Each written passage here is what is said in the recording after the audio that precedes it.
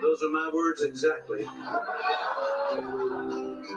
In the Morelos Mountains, campesinos are planting their fields, where the ghost of Zapata rides a horse that can still outrun the wheel.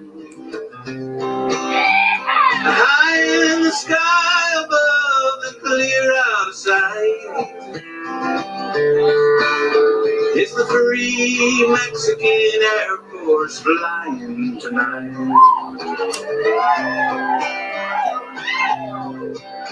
Well, there in Kentucky, a cowgirl is cooling her heels, remembering that God gave us herbs and the fruits of the field. But a criminal law that makes outlaws of those seeking life make the free Mexican Air Force Escalito riding his white horse. The free Mexican Air Force is flying tonight, flying so high. Yeah, yeah, yeah.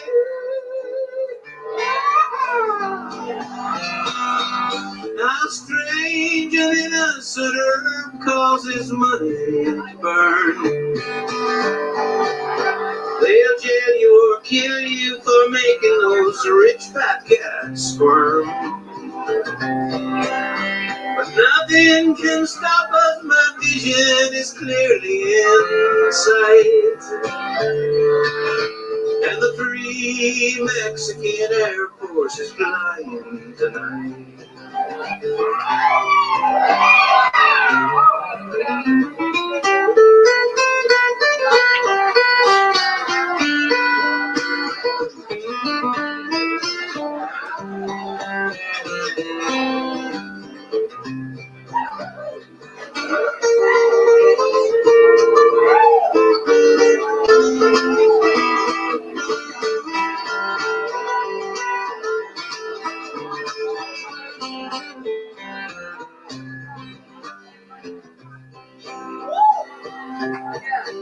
While we smoking colitas, federales are loading their guns, blowing smoke from their six-shooters, spinning their barrels for fun. Contrabandistas, banditos of light, we're the free Mexican Air Force and we're flying tonight. And high in the hills we are harvesting sweet sensimilla. The law wants it all because they think the wine we can free us. Freedom for us is a prison for the world's a mine. Mexican Air Force. 1 minute, brother, 1 minute. The free Mexican Air Force is flying tonight. Everybody flying so high. Yeah, yeah,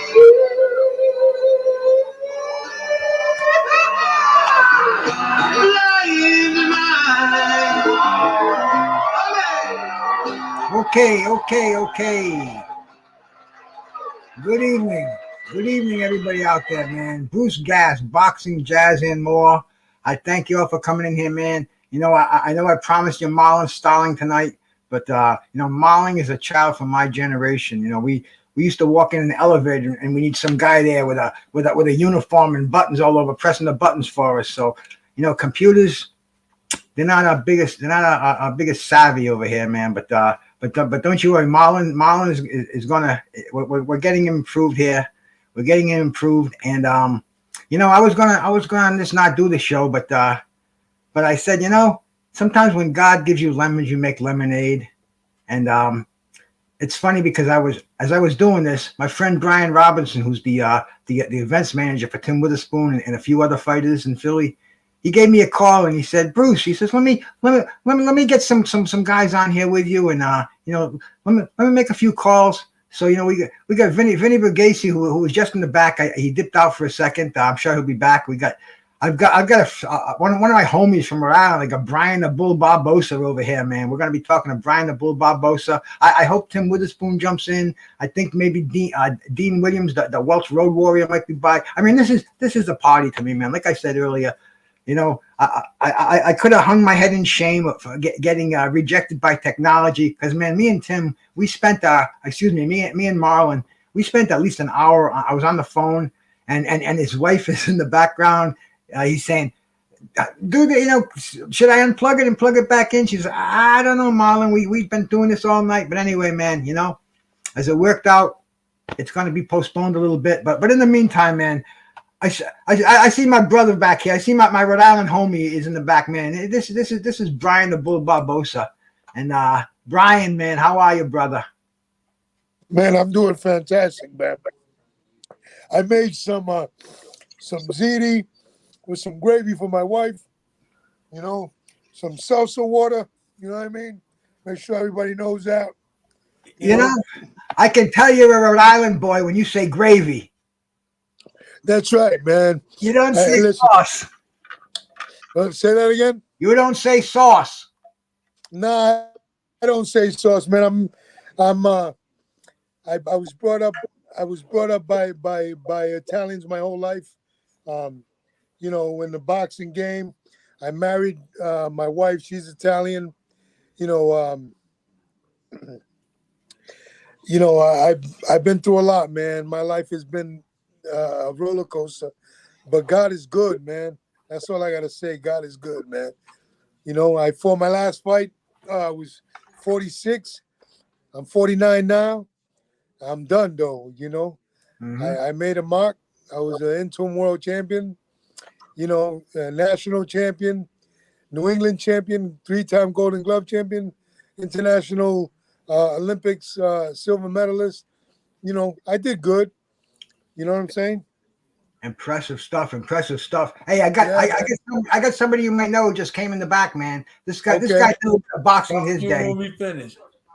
This guy. What's going on, Tim? Yo. Tim. Here we go. Wait a minute. I can't be on that long. I was rushing to make some food. Are you eating too? Hey, look, Tim. I'm eating too, brother. Hey, Tim, that's Brian Barbosa up there. Huh? Brian Barbosa. Oh, Brian, that's Brian Barbosa. That's right Brian here, Barbosa. Okay, he looked like a weightlifter. Nah, man, I ain't lifting. Nah. Look like The Rock. He looked like The Rock. There you go, The Rock. Okay, that's listen, Brian. Man. You're a heavyweight, Brian. You're a heavyweight. You're a boxer. Nah, I'm retired now, man. I was a middleweight. Oh, okay. I fought Greg Towns. I know you Greg know Greg Towns. Yeah. I fought him for the state title. I beat him, but me and him became real good friends, man. Okay. I would talk to him a lot. Yeah. How you doing, Rhode Island. Is that where you from? Yeah, I was born in Jersey, but okay, Jersey. But I can hear it. I was born in Jersey, but I grew up in Rhode Island. This is where I'm from. This is where I won my title. This is I beat Robert Allen. Bruce. Mm-hmm. You know what I'm saying? Hopkins, man, he dug me a lot, man. I wanted him. That's the one. Bernard, man. Oh, Bernard, yeah. Yeah, man, I wanted him bad. I was listening. Brian's had over 40 professional fights, Tim. Yeah. Who, Bernard? Yeah. Brian. Yeah. My record is 33-7 with 24 knockouts. Ooh. Yeah. All right. Yeah, I had that overhand like you, man. Come on, man. You already know, man. You already know that's that sucker shot, man. That's that shucker shot. Yeah. If they You know, if they don't put their hands up, they getting out of there. yeah. So I got my wife wrote a book, and it's coming out. It's called Beauty and the Boxer. What'd you say? My wife, she's writing a book. It's called Beauty and the Boxer. Oh, it's coming okay. out. It's coming out in the spring, Tim. I like that. Beauty in the Boxing. Yeah. So it's coming out in the spring, and we was on the Dr. Phil show and stuff because through my boxing, I developed a traumatic brain injury, which left me with a black hole in my brain, right? So what happened is you're doing good now. Yeah, I'm doing better now, man, because I went to the Dr. Phil show, and we was on there live. You could see it if you go on YouTube and you check Beauty and the Boxer. Then me and my wife will come up, and I'll check it out. Yeah, you could subscribe. You could subscribe. Definitely. What I'll do is that's a story and a half right there. Yeah, man. So I had a real tragedy happen in my life, and then a lot of things happened, man. I went to prison. I was into drugs, man. I was a drug addict, an alcoholic. You know what I'm saying? Did a lot of time for attempted murder, man. But God gave me an opportunity. Huh? That's a lot of work there. That's a lot of work. Hey, man, listen. When you know how it is, Tim. I don't have to tell you. I'm cool now. Oh, who's coming on? Vinnie. How you doing, Vinnie? What's wrong, man? I'll tell you, it's getting better and better and better here. It's Vinnie Burgese. What you doing, Vinnie? What's going on? What's up, Tim? Yo, Vinnie Burgese, how you doing, man? Good. How's it going? I'm doing good, you remember man. Vinnie? Oh, man. You remember Vinnie? Burgese, I vaguely remember him because he was way before my time. You know what I mean? Well, you act like you knew him. That's why I asked you that. No, because I got that a lot, name. Everybody knows. A lot of old fighters know who I am. Man, I had the pleasure of meeting Vinnie. I had the pleasure of meeting Vinnie at the Legends weekend down in Palmyra, and there were some heavy hitters down there, man. I'll tell you, it was a Hall of Fame. It was a great time. It was. We did have some fun. Oh, that was a great time. Vinnie, I ain't drink no wine in like 4 days, man. So I'm trying to. Yeah, I'm serious. Tim, I told you, man. You gotta get the ganja. That doesn't give you no hangover, bro. That makes me paranoid. Oh, the ganja makes you paranoid. Timmy knows. Hey, Tim, you got to give me a number, man. Hey, let me ask you. Bruce, give him the number. Bruce got it right. Yeah, I got it, man. I'll give it to you, brother. Yeah, most definitely. Hey, so. No, go Go ahead. ahead, Bruce. Go ahead. This is your show. This is your show, man. I was just gonna try to keep the show together, but I don't have to, man. That's cool. I want to hear the bull. I got the bull. I got Vinnie Burgese over here, a man who fought Rhode Island's own Vinnie Pazienza back in the day. I mean, and I got two-time heavyweight champ of the world, Tim Witherspoon over here. Damn it, man, that's anybody listen, man. I have to take a freaking volume or something. Me and Vinnie from the same area. Yeah. We used to go to his dad hoagie shop. I used to go there and buy the hoagies and stuff. Down court. Hey, listen. It's an honor to be here with you, Vinnie, and with you, Tim. You guys are before my time. And listen, man, it's honestly, Tim, Vinnie, I used to watch you, dude, when I was a kid, because you was before my time. Vinnie, you was before my time, and you might be older than me. I used to be who, me? Nah, hell no, man. Nah. Timmy before me. Huh? He said Timmy's before me. I'm older than you, Vinny. Yeah, All right. Hey, you're older than me. I'm the grandfather in here. Let's take a roundup. How old are you, Vinny? Me, I'm 55. 55. Brian, how old are you? 49. And my brother Tim, I can tell you how old you are. I'm You're 38. gonna be 65. Yeah, right. You're gonna be 65 on December 27th, brother. Yep. Oh, I'm the So, youngest. That makes me feel good, man.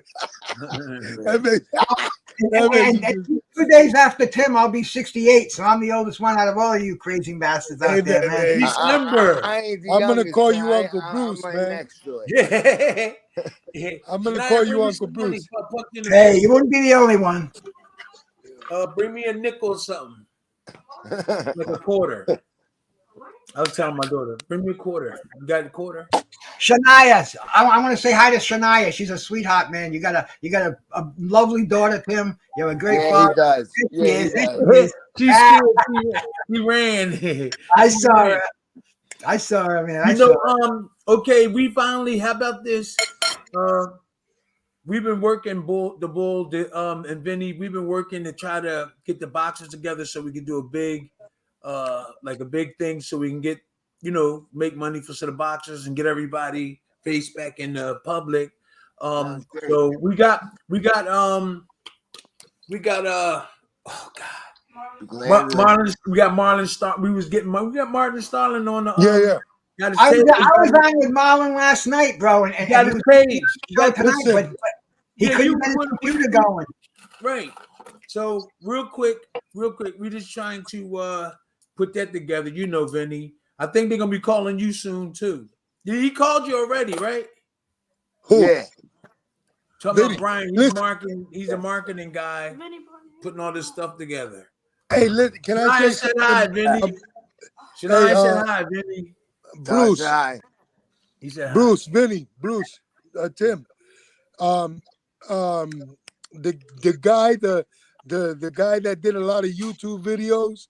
What's his name? He's a fighter now. Oh, there's The so white many. boy there. The YouTube phenom there. Whatever. His name. Jake Paul. Jake Paul, yeah. He was trying. You'd kick his ass anywhere. All three of you guys would kick his ass in the ring right now. Yeah, but check this out. He's doing something that's good, and I admire that. He's trying to set up a union for fighters. You know what I'm saying? Yeah, I heard about that. Yeah. To help fighters out, man. And you We've know been what, trying man? to do that for 20 years too. Man, Yeah. listen, Tim, listen, I ain't got nothing to say. You, Vinny, me, we got names, man. And we can make something happen if we get more of the guys. We've been doing this for we've been doing it for like 10 years. Like that time we was all together, no more than 10 years. Paul Johnson with the BOC. Yeah. And there's other like John Scully. Scully been doing stuff. But when everybody get together, that's when something could happen. You know what I'm saying? But we've been doing it, Bruce. No, we've been doing it. So you got in your mind, you got help and union stuff in your mind, right? Helping man. Yeah, okay. because let me tell you something. And you know me, I'm friends with everybody. And, so I got I got some connections. Vinny, you know what I'm talking about. Bruce, you know what I'm talking about. A lot of these guys, man, me especially. I mean, I can't speak for Tim. I can't speak for Vinny, but I could speak for myself, man. Right. Listen, man. A lot of people. We all know somebody. Yeah. A lot of people are living really good on my account. You understand? Yeah. Living real good. Living real good, man. And they can go to the bank. You know, I get a disability check, bro. You know what I'm saying? You know what I mean? Like, come on, bro. And I put butts in those seats, man. You know that. You ain't the only one. Man. That's a shame. That's a shame that a union hasn't been formed, a pension for fighters. I mean, these guys, they give their lives and their soul out there, and they come out, they got a few bad investments, they got nothing. They got to go on, they got to go look for SSI. and it sucks. But unfortunately, I don't think it's going to change. It's going to be hard to get, I think, unionized boxing. Well, something can be done. If it's not a union, we can just keep going in the direction of helping people like we're doing now. I call you, you call somebody else. Vinnie, I'll call you, you call somebody else. We go to this event, make some money until we can get the right legislation and all that stuff together. Go to Congress and get funding. And get funding. Whatever. We're just trying to organize the boxing so people can make money. There's benefits when you retire, all that. Just like any other sport, we the only sport. That I'm talking about current. I'm talking about current and formers. Do you know what I mean? But that's what I'm talking about. All right. That's what I'm talking about. Yeah. You know, the whole crew. We got to be on the same page and stuff. Right. Like we've been going around talking and trying to organize for a long time, but it can be done. It seems like it's hard to do. The most important you got to do right now is don't really worry about the past. Like, got to go forward and from here on, worry about getting the guys that are in there now. No. The guys in the past, we got to look out for them. We got to look out for them. Well, we've been trying, Vinnie, for like 10 years, 15 years, and pension. All we got to do, all they got to do is go to Congress. They can work something out. My last fight. Hey, Vinnie, my last fight was in 2019. 2019. That was my last fight. Okay. And I won, thank God, but I retired after that. I'm not doing that no more, man. I'm done. I got 40 fights. I'm done, bro. I mean, people think you walk away from the money. It was hard for me to walk away from it. It was hard. It wasn't money had nothing to do with it. It was just that hunger, Yeah, the thing is that we the only sport, or maybe there's one other one that don't have support or nothing to be there for you when you retire. So that's very important. So the thing is that I got lucky. I had family. But no, I understand that. But Vinnie, it's long overdue. Everybody else has it. It's long overdue. Yeah. We just gotta try. No, you're right, Tim. You're right. Just gotta try. That's all. On a TV show. I'll call you right back. I love you. All right. I'm on a TV show. I'll call you right back. Yeah, we the only sport that don't have it. So at a certain level, they should. I gotta go in a few minutes. No problem. I'm going to be on. I've been doing every Friday. When you came on, Bruce, I think you hung up. No, I never. We did a podcast with Graham and them. He wasn't on there, Shania. No, I wasn't. Okay. One of these days, though. But I'm here tonight. I want to stay here. I want to keep it going for a little bit, man. Timmy, thank you so much for coming on. You're a busy man. We're going to come on again. We're going to go on together. You get the bull. And look at Vinnie back there trying to. What are you doing, Vinnie? He in one of his 20 houses. Tim, my name. Hey, Tim. That's my boxing name, Bull. But I'm Brian. My name is Brian. Okay, Brian. Brian the Bull Barbosa. All right, write this number down. Woo, you got a number? I'll get it to him. You know what? Barbosa. Brian, you don't want to give it out on here because just give it to me. I'll get it to him. I promise you. Give it to me. Listen. How long y'all gonna be on? I don't know, man. Okay, I'm gonna come back. If anybody stops in, I want to talk to Vinnie a little bit. I want to talk to Brian a little bit, talk about their carees, man. Vinnie, I'll talk to you later, okay? I want you to come on this. I want you to come on this show in the future, okay? You let me know, Tim. Remember we were supposed to go on it before? Yeah. We helping Marlon Starling, so I'm gonna go on there. No, he's not gonna be on. Okay, if I can come back on, I'm gonna come back. Okay. All right, brother. All right, nice talking to you guys. Thank you so much. I love you. Somebody over there. Yeah, man. Hello? Tim is such a nice guy. How do I get you back up? I lost you. Yes. Vinnie, let's where see. you at? I hit Facebook. Yeah. My daughter was. Yeah, I don't know where you're at now. But go. Okay. You're here, Vinny, but the screen is blank. You got a blank screen there. Yeah, I don't know.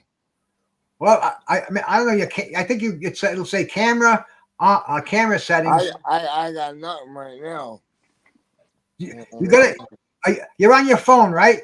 Right, yeah. All right. There's a thing on the bottom of StreamYard that says stop cam, start cam. You just got to press that button, and the camera will turn right back on. You hit it by mistake. Yeah, I don't know where it's at right now. Well, anyway, bro, you're here. I'm sure you just look at the phone, and it'll be on the bottom there. It'll say start cam. But anyway, man, it's easy to figure out. Hey, while we're doing this, let me just shout out everybody that came in here, man, because man, I appreciate that, and we've had we've been some great talking. Mr. Pads, Hyphy, Carl Hansen, man, shout out to you guys. We got Romel Lane in here, man. We got Joe in here, and Paula, my brother. Thank you for coming by. Andrew Charles is in here. We got Enoch in here. We all know who Enoch is. We're not going to blow his cover. And Derek Clark is in here, man. Hey, thank you guys for coming in here. All right, man. Ryan, I put that link up for the Beauty and the Boxer on Dr. Phil. You guys want to go see that, man? I'm going to go watch it. I've never seen it myself. Yeah, but, man. This is another link to it, man. Anybody, if you want to go over there, just mark it in your favorites. Watch it later. Don't watch it now. We want you over here now. But this is really cool. I got an impromptu show here, man.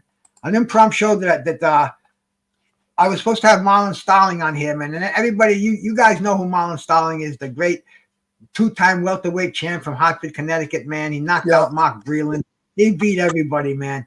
But Marlon couldn't get the computer going, and I was lucky enough to have Tim's events manager Brian call me, and he got me Vinnie Burgese on here, got Tim jumping on here, and I don't know, man. Maybe somebody's going to come on later on. Who knows? But and then we got Vinnie Burgese. I met Vinnie down in Pennsylvania. Hey, Vinnie, why don't you talk a little bit about how your career went, brother?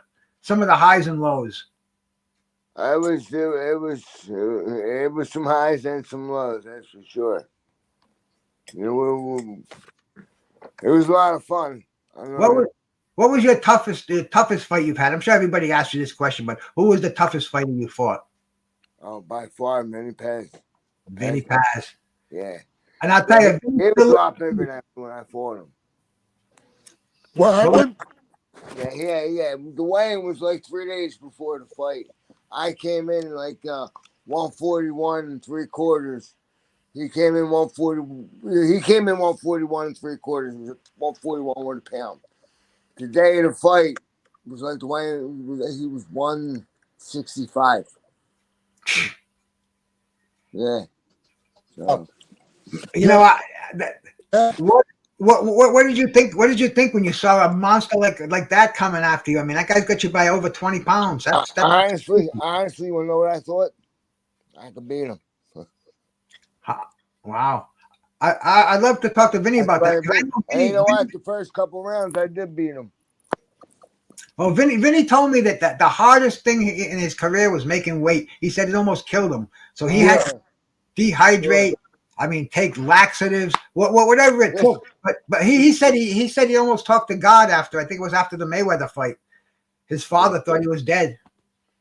Yeah, I mean, he was losing a lot of weight. Did any of you guys ever come close to that? Do you ever have to really cut down and kill yourself making a weight? Well, one thing I never had to worry about. I was the same weight my whole career. I wish I could have gained weight. Really? Yeah. That was the problem I had. I'm still the same weight.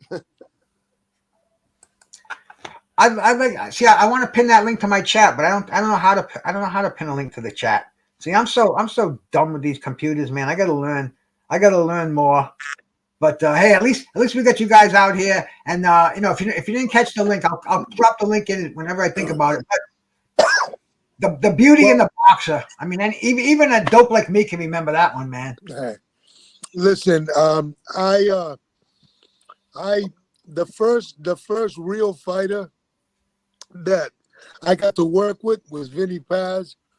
And the first time I ever worked with him, I was 16 years old, right? Right. He was already a world champion. I was only 16. And I gave him a go for his Camacho, and I got him ready for Gilbert Delay, right? And that's how I got my reputation, because I was going all around the country working with the best of the best. I worked with terrible Terry Norris, okay? And I gave him a go. I've worked with lights out James Toney, and I gave him a go. I worked with Hector Camacho, and I helped Hector Camacho get ready for Roberto Duran. I worked with Pernell Whitaker. Like I said, Terry Norris, Gennaro Leone. Wow. Roger Mayweather, you know, Wow. just the guy Forrest, Vernon Forrest. So I worked with a lot of world champions before I became one. And you know what? I learned from them. I didn't learn from myself, because you pick something up from every fighter. You know what I mean? Man, And I'll tell you one thing, man. I had a good time in my career, and I hated a lot of times that I had to make weight. A lot of times when, you know, I fought one time, they called me to fight Brian McGee for the world title in Liverpool, England. So I went to Liverpool, England.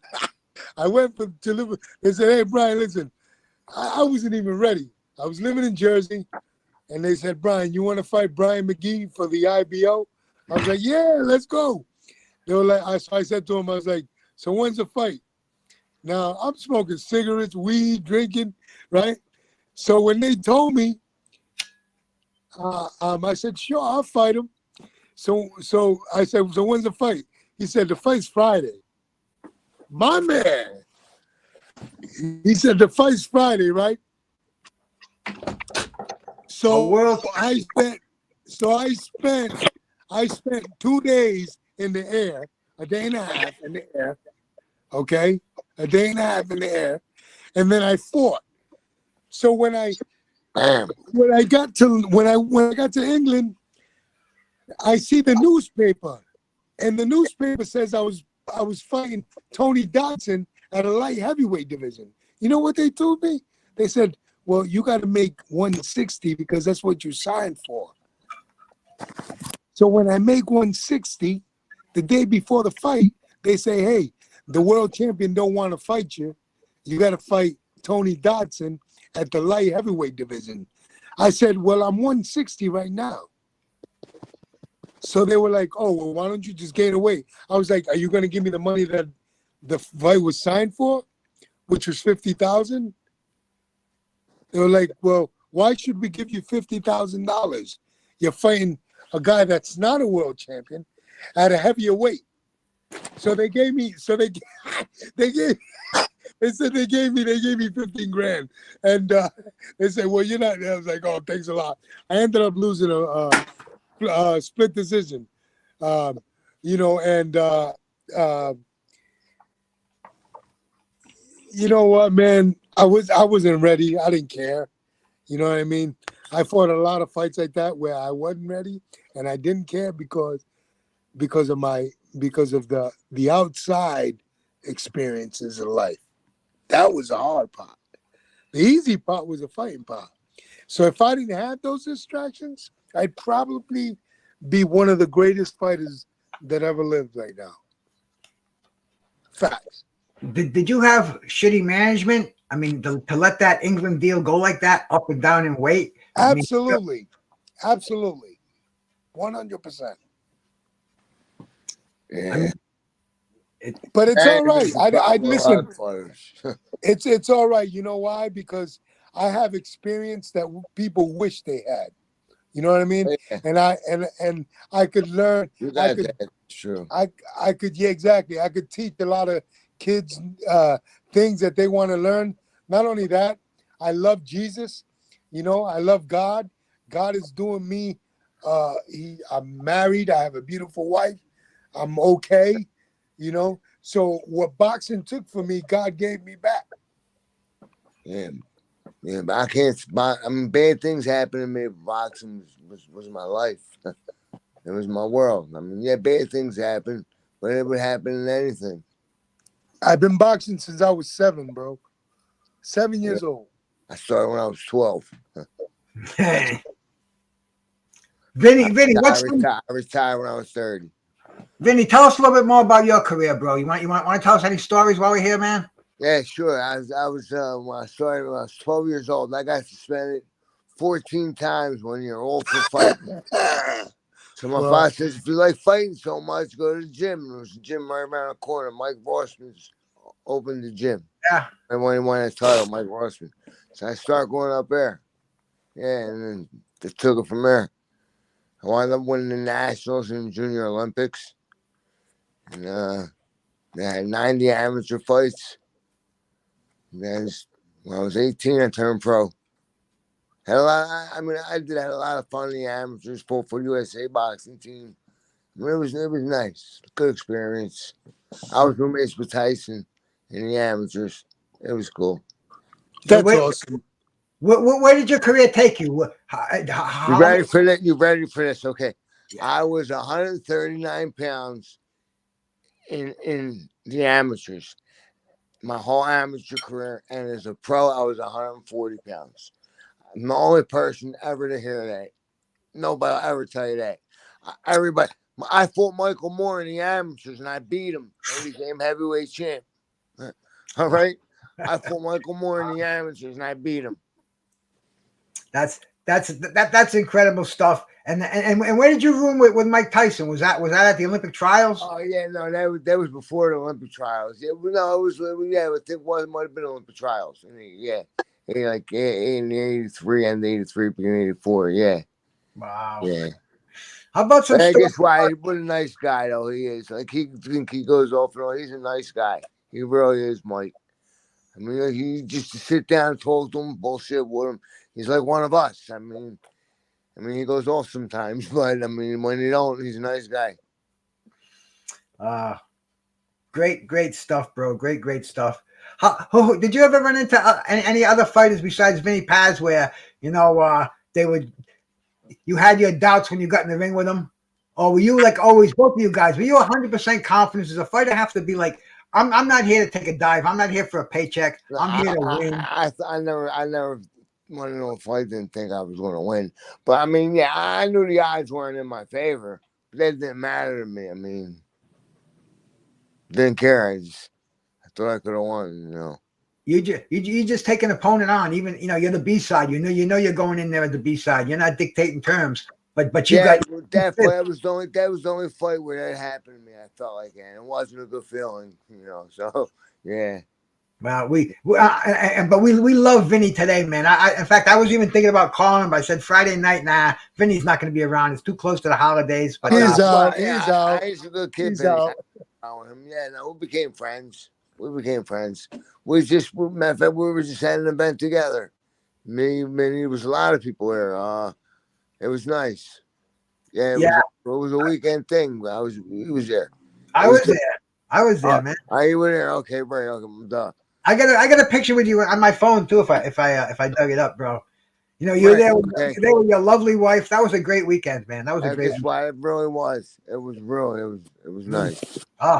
Maybe the best weekend I ever spent in my life, man. When I was in that hotel lobby with all you legends, we're having breakfast. That people are taking movies. I mean, there's no YouTubers there. There's no press there. It was just the boxers. I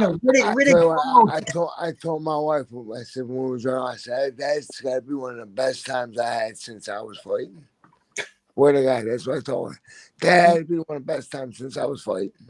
You know what? You know what's crazy? I with all the fighters that I've been with and with all the things that I've done in boxing, I've never actually been to a boxing function in my life. Never. I was in the 90s. I was the #1 middleweight in the world, man. and none of the middleweights wanted me. None of the middleweights wanted me, man. I could bang. You know that, man. I could what? I could bang, boy. I could still bang, and I'm, you know what I'm saying? But Yeah, I do. Hey, I got my brother Joe out there. He got a question for you, Brian. He says, did the Bull ever spar James Toney? And didn't Yes. Tony talk some serious trash talk to his sparring partners? yes, he did all the time. Even if he got hit with a shot, he always talked trash, man, all the time. I had a lot of fun with him. That's cool. How about you, It's Vinny? all about fun, man. Vinny, What's that? who was the baddest sparring partners you ever was in there with? Well, me and Jeff did a lot of rounds. Joel and Jeff, they were Joe some and Jeff serious Chandler, rounds. man. Yeah. Out of Philly, bro. You must have had some killers in Philly. Oh yeah, those are the best. Yeah. Those are the best sparring partners. Yeah, I had a lot of gym wars. Yep. Honestly, I had too many gym wars. A lot of times before a fight, I left it in the gym. Name names, man. Name names. In the gym, there was these tough kids in the gym. They might name names. Hey, you know what I liked about Philly? Every time I spot in Philly, because my trainer had Burt Cooper, Artie Outwell, right? Yeah. So Artie Outwell used to have me spar, right? So you had all these drug dealers going to gym and stop betting. Yeah, man. They go to the gym, stop betting and stuff. So they were like, listen, man, you kick his ass, you're going to make some money. So I'm like, what? You know, I remember Mike Ross used to be coming out of the gym and smoke some weed outside the gym. Yeah, that's crazy. Mike Rossman was a hell of a fighter, bro. Oh. Mike was a tough son of a bitch. Who? I was a kid. Who's that? Mike Rossman. Yeah, he was tough. Okay. I love Mike. He didn't give a shit about nothing. He was tough. Mike. Hey, listen, you don't become a champion in the world by accident. You know what I'm saying? And Victor Galindez was no pushover. Victor Galindez was like Brian Barbosa. Victor Galindez was a champion's champion. He was big. He was strong. I didn't become like an official world champion. I was just an interim world champion, you know. And when I was getting ready to fight, for the IBC, yeah, I won the IBF interim world title, and so you know, when I became number one in the world, nobody wanted to invite me, and that's a shame because I was mandatory. You know what I'm saying? Yeah. I was mandatory, so you know it is what it is, man. I'm starting to get all emotional right now. So yeah, I know where you're at. I go there all the time. Yeah, man. I do, man. I go there all the time. I tell you, man. I just talking to you guys, I get it too. Believe it or not. Yeah. You know? Yeah.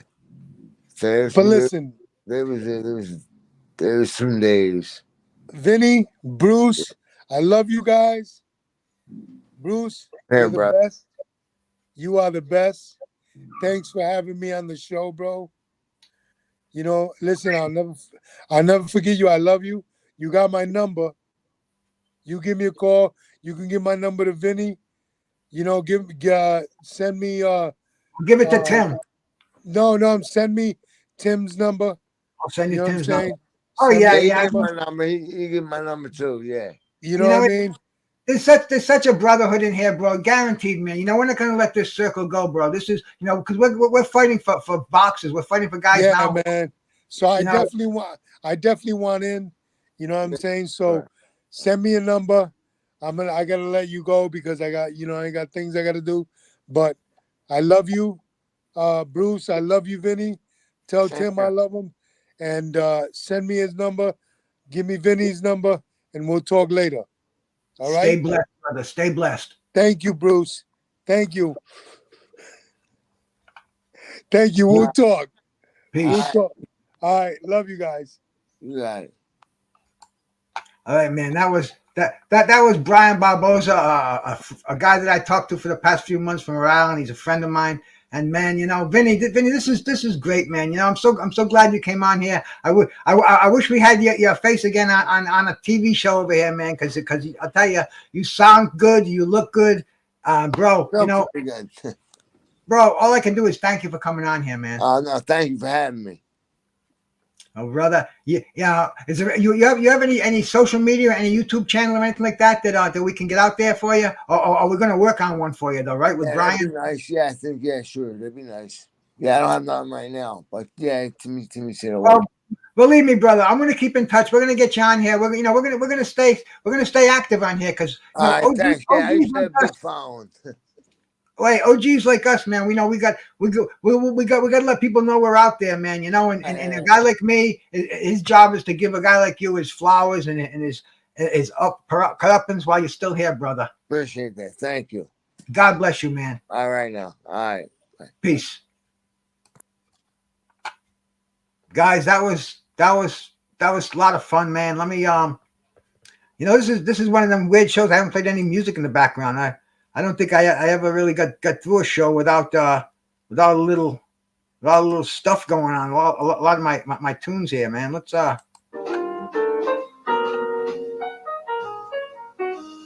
There we go. But man, it was a pleasure to be on here tonight, man. Enoch, Mr. Pads, Tony Boswell, Picasso, my brother, Joe, Hyphy.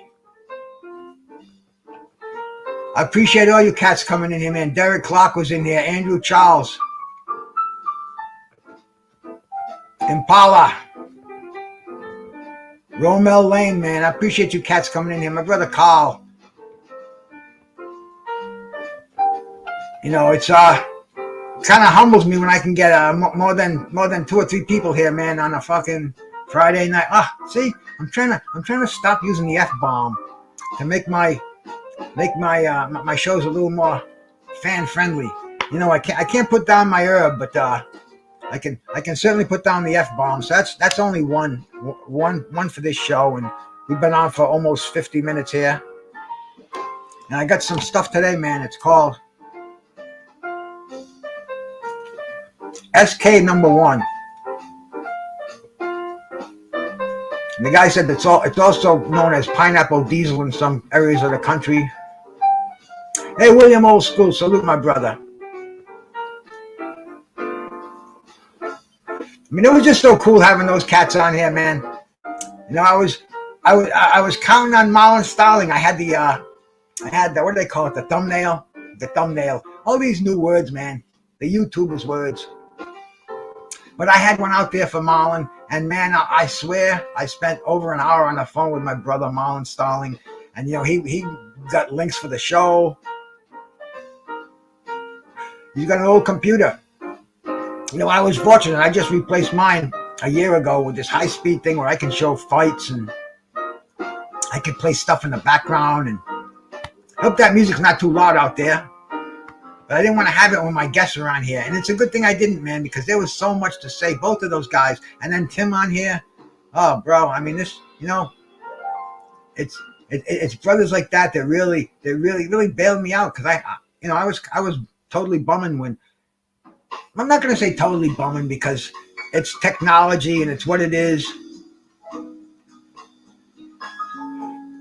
And, guys like my age, we're not supposed to be doing this stuff. We're not supposed to be able to figure this stuff. Oh, yeah, absolutely. Tim is my brother, man.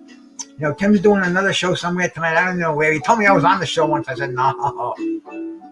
But Tim is my brother, man. I had no clue Tim was going to be on here, bro. Blood was going to come on here tonight, too. Blood had a bunch of questions for Marlon.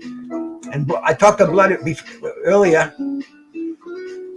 I told him what happened.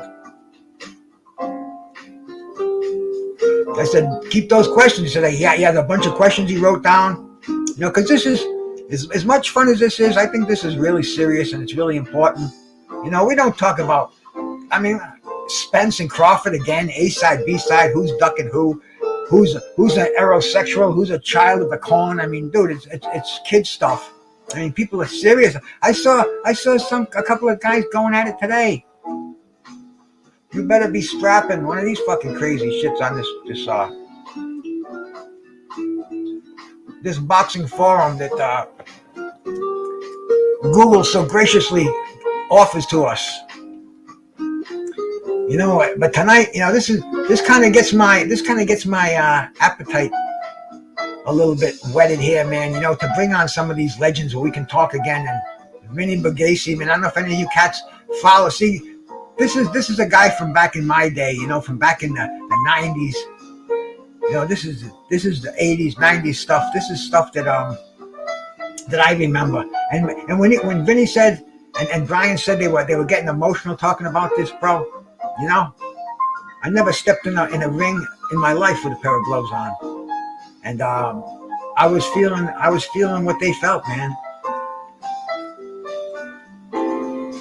But having these panels like this, having a couple of cats up here with me, you know, we can talk old shit, man. You know, they can talk from the heart. They can tell you. I mean, look at Brian Barbosa. I didn't know he sparred with all those legends.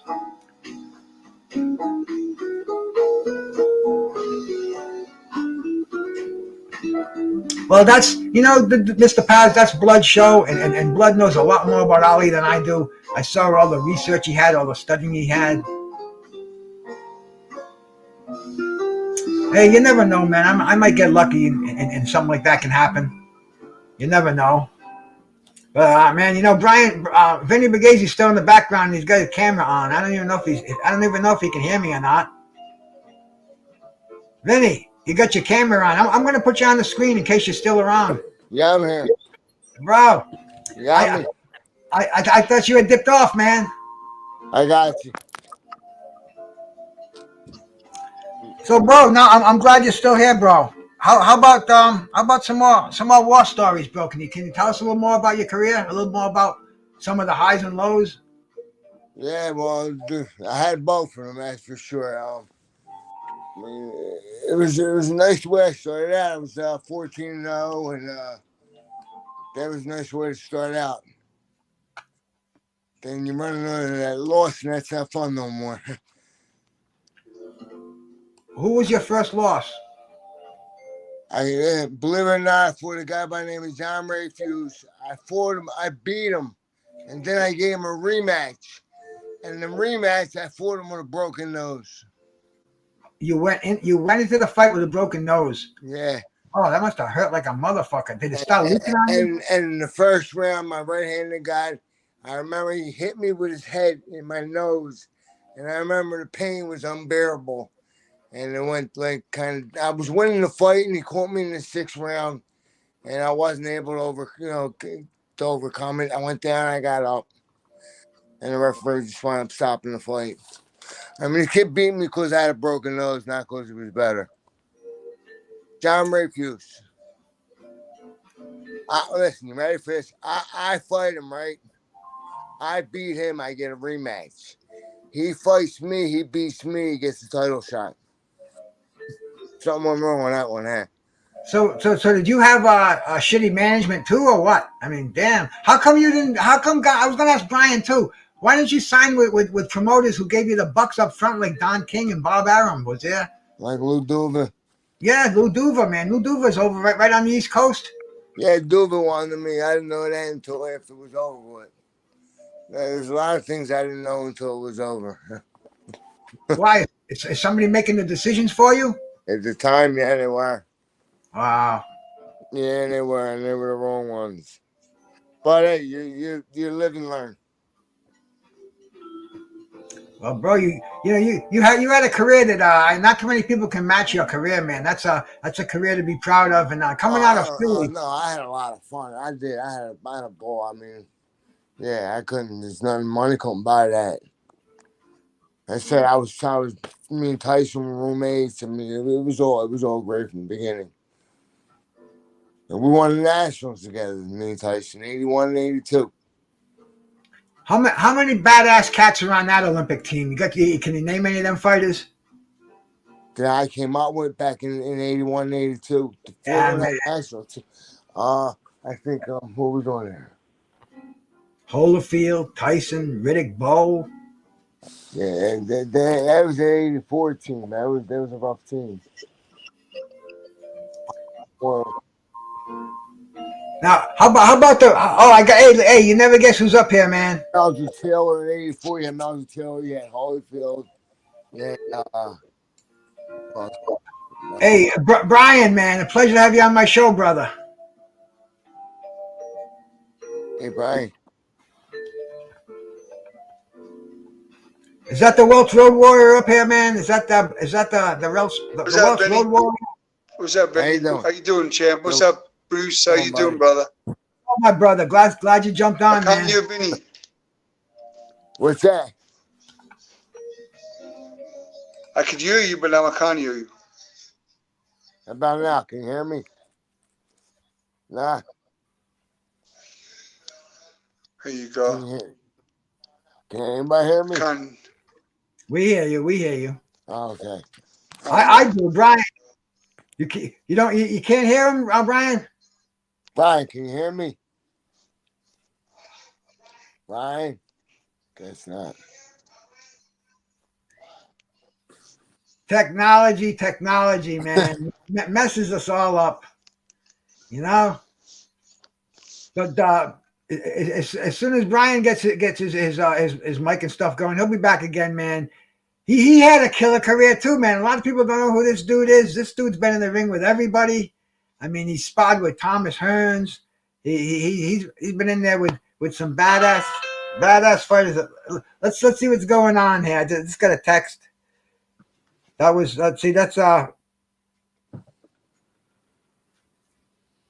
Dean. I guess Dean's gonna come back again, man. That was a text from Brian. So here we go. He's back again, man. Dean Williams, you're back again, my brother. I am. But Bruce, can you hear me? Yes, I can, man. Yes, I can. Perfectly. Oh, thank you. What's up, Vinnie? What's up, Vinnie? How you doing, brother? Good. Good, man. What are you talking about? Dean, man, you know, we're just kicking back and talking about anything. Hey, let me tell some people, man. This is Dean Williams. This is the Welch Road Warrior. I don't know if any of you cats ever heard of Dean, but bro, I mean, this cat has been in the ring with some people that are going to make the hair on the back of your head stand up. Mr. Williams, tell us a little bit about your career, okay, man? Educate some of my friends and myself. Okay, you know, I grew up. I'm from a small mining town in Wales, in Merthyr Tydfil, Wales. I grew up in Merthyr Tydfil, Wales, South Wales, and I started boxing when I was 8 years old. You know, wandered into a gym. I was just like trying to find myself. You know, I was picked on. I was a bullied kid, and you know, watched the Rocky movie. And when after I watched the Rocky movie, I was like, you know what? I got to do something about these guys. You know, they're picking on me every day. They like just, you know, I had a fend for myself. My dad was in the Navy and he wasn't home. So it was just my mom and my sister. So I had to kind of, you know, do something to take care of myself. Went in the boxing gym. You know, after a couple of hours, they threw me in the ring the first day. No headgear. Tried somebody else's mouthpiece in it. You know, it's where I come from is a tough place. You know, it's a fighting town like Philadelphia, and you know, street fighting is a way of life. You know, the police don't even have any guns. You know, the cops don't have no guns over there. It's like, you know, street fighting is a you know, nobody can sue. There's no suing thing. I heard about that. I didn't hear about that till I came to America. When I was, you know, jumping ahead there, but when I was living in New York and I was bouncing in Brooklyn and Manhattan, and I, you know, bang people out, and they would say, "Oh, Dean, you can't do that. You know, they might sue you." I'm like, "What's that?" But I didn't know. But anyway, started boxing, and you know, put me in a ring, and you know, boxed a kid at like 26 fights in my first day, and you know, got bloody nose, got the ring, and you know, I was like, "Wow, this is really, really tough." Like, you know, and I thought. I don't know if I said, you know, I was saying they were like, you know, this is what the trainer said to me. This is what boxing is. He said, don't waste my time. You know, everybody in here, we all, you know, everybody fighting. This is what it's about. You know, so tough lesson on the first day. I walked out of the gym and I was like, I don't know if I want to really do this, you know. But went back to school the next day. I got picked on again, and I was like, I'm going back to the boxing gym, and I went back into the gym, and the rest is history. And I've been, doing the boxing now since 1980. So it's been 42 years at a stellar amateur career, pretty much. We're Welsh national champion, and I had a lot of fights growing up, and then I went in the British Navy. Served 4 years, came out, booked a one-way ticket to Australia, and started boxing again when I went to Australia, and boxing with Laurie Flanders in Fremantle, Tony Jones and Troy Waters. That's where they were in West Coast, and I was living my life in Australia, and boxing down under, and I was going to stay there. But then I met a promoter from New York who was on vacation, and he see me fight, and he said, you're a special kid. Like, you come down here by yourself, you have no family or nothing. Takes a lot of courage to do that. First off, now you get in the ring, you're making a name for yourself. So he was like, if I bring you back to the States of me, I believe you could be a world champion. There's a lot of news now. I'm like 22 years old. You know what I'm saying? So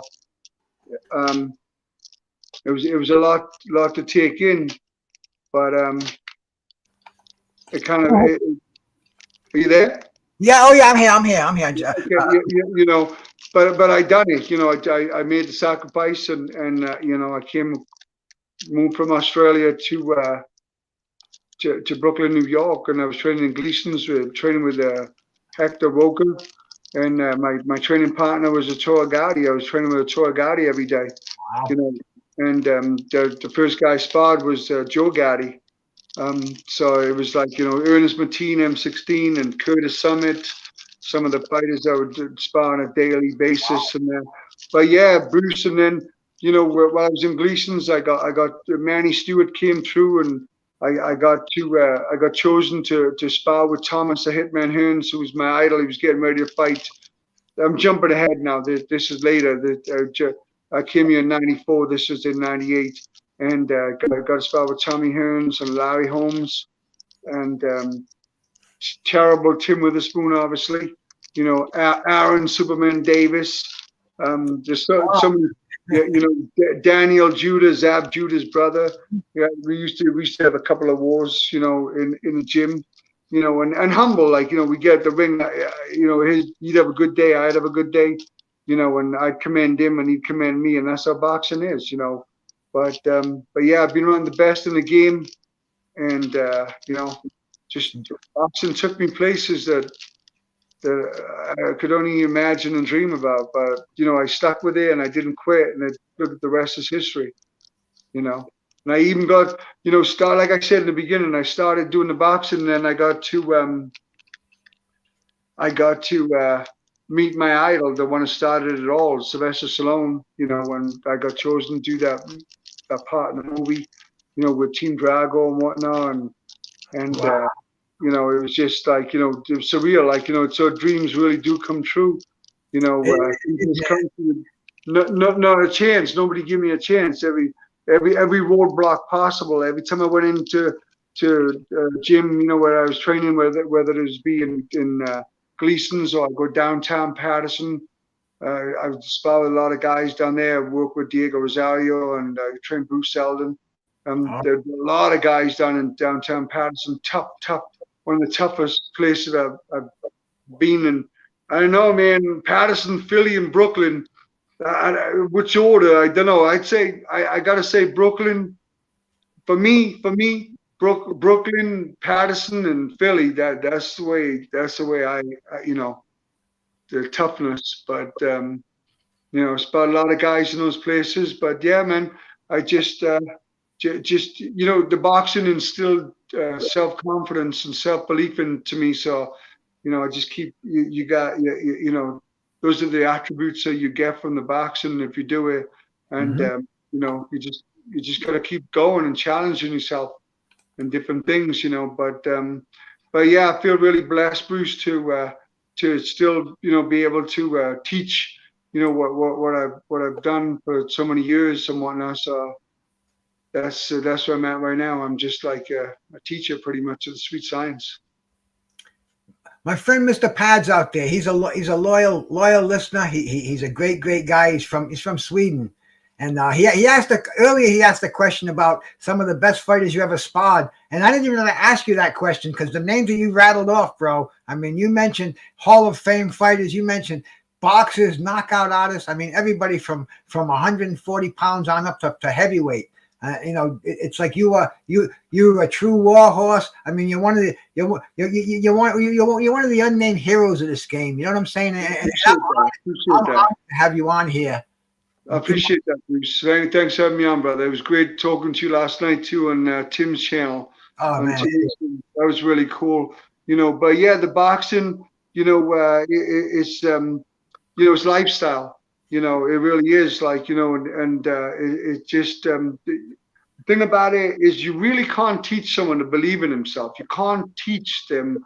They have to do it themselves. And the thing about, like I was saying last night, the boxing will help you, to find yourself, and they'll teach you to believe in yourself, because at the end of the day, you get in a ring and there's two guys, there's a guy across the other side, and it's either you believe in yourself or he's going to believe in himself and he's going to take it to you. So, that's what it's a tough game, but that's what it comes down to. It's self-belief and psychology. That's what the thing about, I was saying last night too, about, with the trainers out there, these young guys, they do all the Mayweather and everything, the shoulder roll, all that stuff's got to be developed. You should do the fundamentals first, the basics, the hands up, if you're going to move your head, move your head, peek out your hands and whatnot, but, bringing it back, what goes out comes back, and just keeping the basics, fundamentals, and then you develop your identity. The more you fight, the more you spar, and then you can, become whatever you are going to become. But, everybody, from whether it's Mayweather or Muhammad Ali, when they were amateurs in Olympics, they all kind of kept their hands up and that disciplined style. All right, man. I got a couple more questions. Let me shout out my brother Remy, who came in here, man. Shout out, man. Thank you for coming by. I saw William Old School on that in here, man. Thank you so much, my brother. Greedy, is that what his name is? Greedy. Hey, bro. Salute, man. And Joe came in the room. But I got Dean Williams, the Welsh Road Warrior, on here. That's a mouthful, Dean. That really is, bro. Who came up with that? Who came up with that nickname? Do you know what? Believe it or not, I'm from Wales. I'm from Merthyr Tydfil in Wales. A lot of great fighters come out of my town. Johnny Owen, Howard Winstone, Eddie Thomas. And then the amateurs and whatnot, like Brian Newman and Jason Thomas, and Jason Howells and Gareth Donovan, who was our coach, the trained us all and whatnot. It was really a blessing. This man, would work all day in a factory, and he would open up the gym, and wouldn't really get no money or nothing. It was just to love the sport. But he was a 5-time world champion, and he was just he didn't turn professional for whatever reason. I never really asked him. He was my coach. I never, it's almost like a respect thing, like kind of thing. But yeah, for this man to go in there and give us opportunity, and the most priceless thing you can give somebody is your time.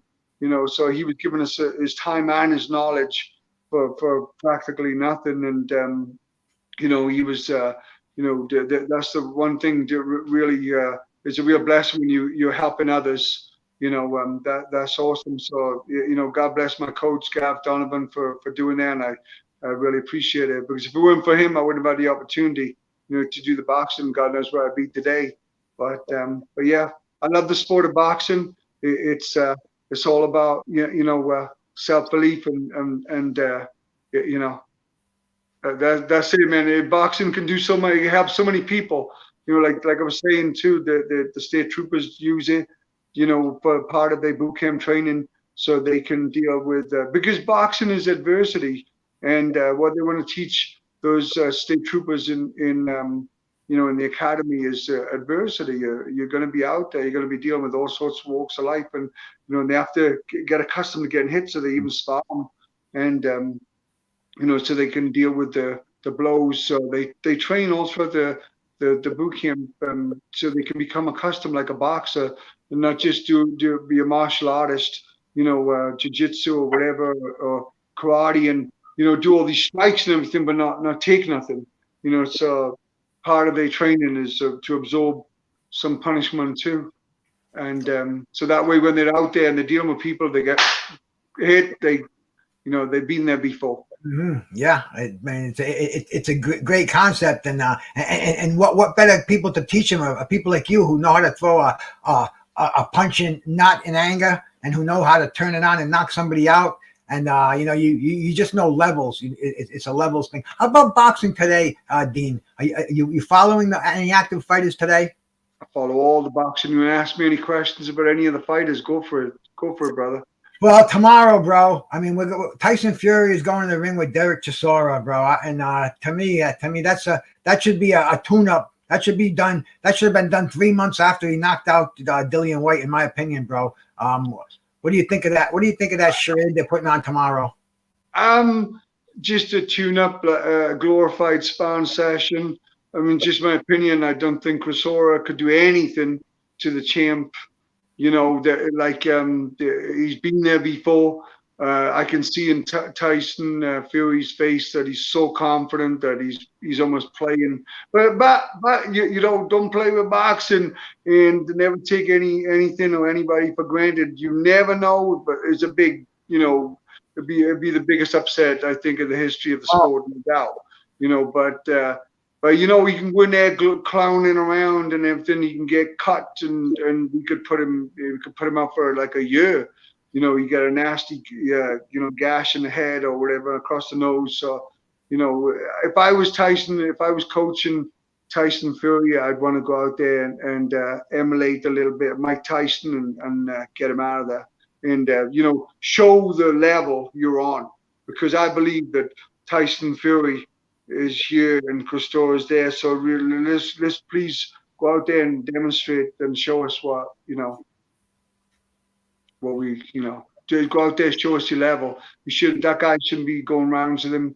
Go out there. You went out there. You fought the best, in my opinion, second best in the heavyweight division right now, Deontay Wilder, and you had a tussle with him 3 times. So this kid, wouldn't last with Wilder, I don't think, around. So he needs to go out there and dispose of him.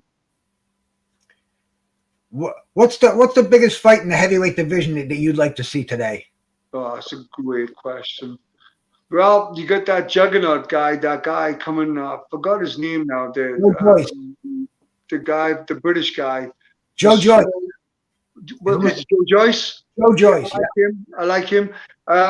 Joe Joyce. I'm like coming up, and there's a couple of heavyweights coming up. That I definitely like the Joe Joyce. I like to see him in the mix of thing. I'd like to see him fight Anthony Joshua. Oh yeah, that'd be a great fight. I think Joshua's best days are behind him. Look, you're in there. You're with Usyk, and you're trying to outbox an elite boxer, a guy that's outboxed Bernabiev. John Scully trains up in Canada. He's 18-0 with 80 knockouts, and Usyk, totally outboxed him. I watched it. It was in the Olympics, like 3 rounds. Or World Championships, something like that. And then Anthony Joshua's going out there trying to box with the boxer. No, you should have gone out there, and he should have been aggressive, cornered him, leaned on him, grabbed him, dumped that weight on him. Show him what it feels like to be in there with the heavyweights. But instead, he stayed on the outside and he tried to box him like a middleweight. And going in there, all that talk about the fight, but he was like, "Oh, I'm like a middleweight," and all that. He should have been talking like, "I'm a big, heavy, strong heavyweight it's gonna make this cruiserweight feel like he's in there with a juggernaut. I'm gonna make him tired by the time 6th round comes on." And even if you made it, if I was coaching him, I would have made it a spoiler. I would have made it a bit, where he would have gone as soon as you get close, hold him, grab him, do a bit of Bernard Hopkins, where you shoot the combos off, mm-hmm. and then fall in on him and just lean on him and I think that would have slowed Usyk down, his legs, his movement, and whatnot. But yeah, I didn't see him throw the kitchen sink out there. I didn't see him, have that attitude, fight or die. He's making millions of dollars, and lots of people are, watching. And I didn't see him want to go out in his shield. I seen him just kind of get out of there, in one piece. Okay, quick question from my friend out there, Mr. Pads, once again. Did you ever work with Joe Calzaghe? I never worked with Joe Kazak. I never worked with Joe. I know his dad Enzo, and we're a little bit not too far away. Cambridge, where he's from, but no, I didn't work with Joe. But I Okay. do know Enzo, and I was with Joe. I'm friendly with Joe, and I was with them. I was actually the only Welsh fighter that went up to the Hall of Fame when he in the International Hall of Fame when he went into, and I went up there and supported him. And his son was up there, and his dad was up there, and everybody saw. Now, how about the big question on the heavyweights? Fury or Usyk? Tyson Fury or well, that's like, that's a David and Goliath fight right there. That's a fight that we all want to see. That's the fight they got to make next. That's a great fight. I have to go with Tyson Fury will do probably what I'm saying that Joshua should have done to Usyk. I think Tyson Fury is such a big man and a hard hitter that he's going to make him look small, and he's going to hurt him. I know he has a skill and everything, and I know he hasn't been this and been that, but now you're going in there with the guy it's different level, so I think that I just think Tyson Fury's too big and his IQ, his boxing IQ is there. They maybe Usyk a little bit better, but all in all, they're very close. They're close to the same when it comes to the IQ of the boxing. So, but when you got the height, and you got the weight and the reach and the knowledge and the experience and all that, they're almost like similar guys, but this guy's got all these advantages to beat the heavyweight and all this, and Man, I'll tell you, in my mind, an in shape Fury when he's weighing 260, anybody. He's got the footwork, he's got the speed, but the dude's a flake. I mean, I don't see him so dedicated to the sport. Maybe he's got the eye of the tiger in him. Maybe he goes away to camp and it's different. But it seems to me like he's all over the place. One day he says he wants $5 million to fight. Next day he's going to fight for charity, and he lies a lot. He swore that he had a fight with Anthony Joshua signed in Dubois. He gave us the dates. He gave us the prints, everything else in Saudi Arabia rather. But I don't know, man. I don't know if he's right in the head. That's my question with Tyson Fury. I think Usyk's more focused. I think he sees right through Fury, and I don't think Fury would last with Usyk unless he goes back to the first Anthony Joshua fight, the first Deontay Wilder fight. That Fury right there, with after getting Sugar Hill to show him how to turn those punches over. Now that's an unbeatable combination, but I just think I don't know if he's on coke again. I don't know what's the matter with the guy, but I don't see him reaching the heights that he thinks he should be on. And then he compares himself to Muhammad Ali. I mean, bro, that hurts me when I hear that. Well, but you know what I get off on? The thing about it is, I know you're saying there about Anthony Joshua. I mean, Tyson Fury. Sorry, is this and all that. He's a fighter. He's a professional fighter. He's only acting like a fighter right now. He's acting, he's getting hit in the head. So we're not going to act normal. We're not going to act like, regular people or whatever, and he's making, this is who he is. This is his character. This is, what makes him Tyson Fury.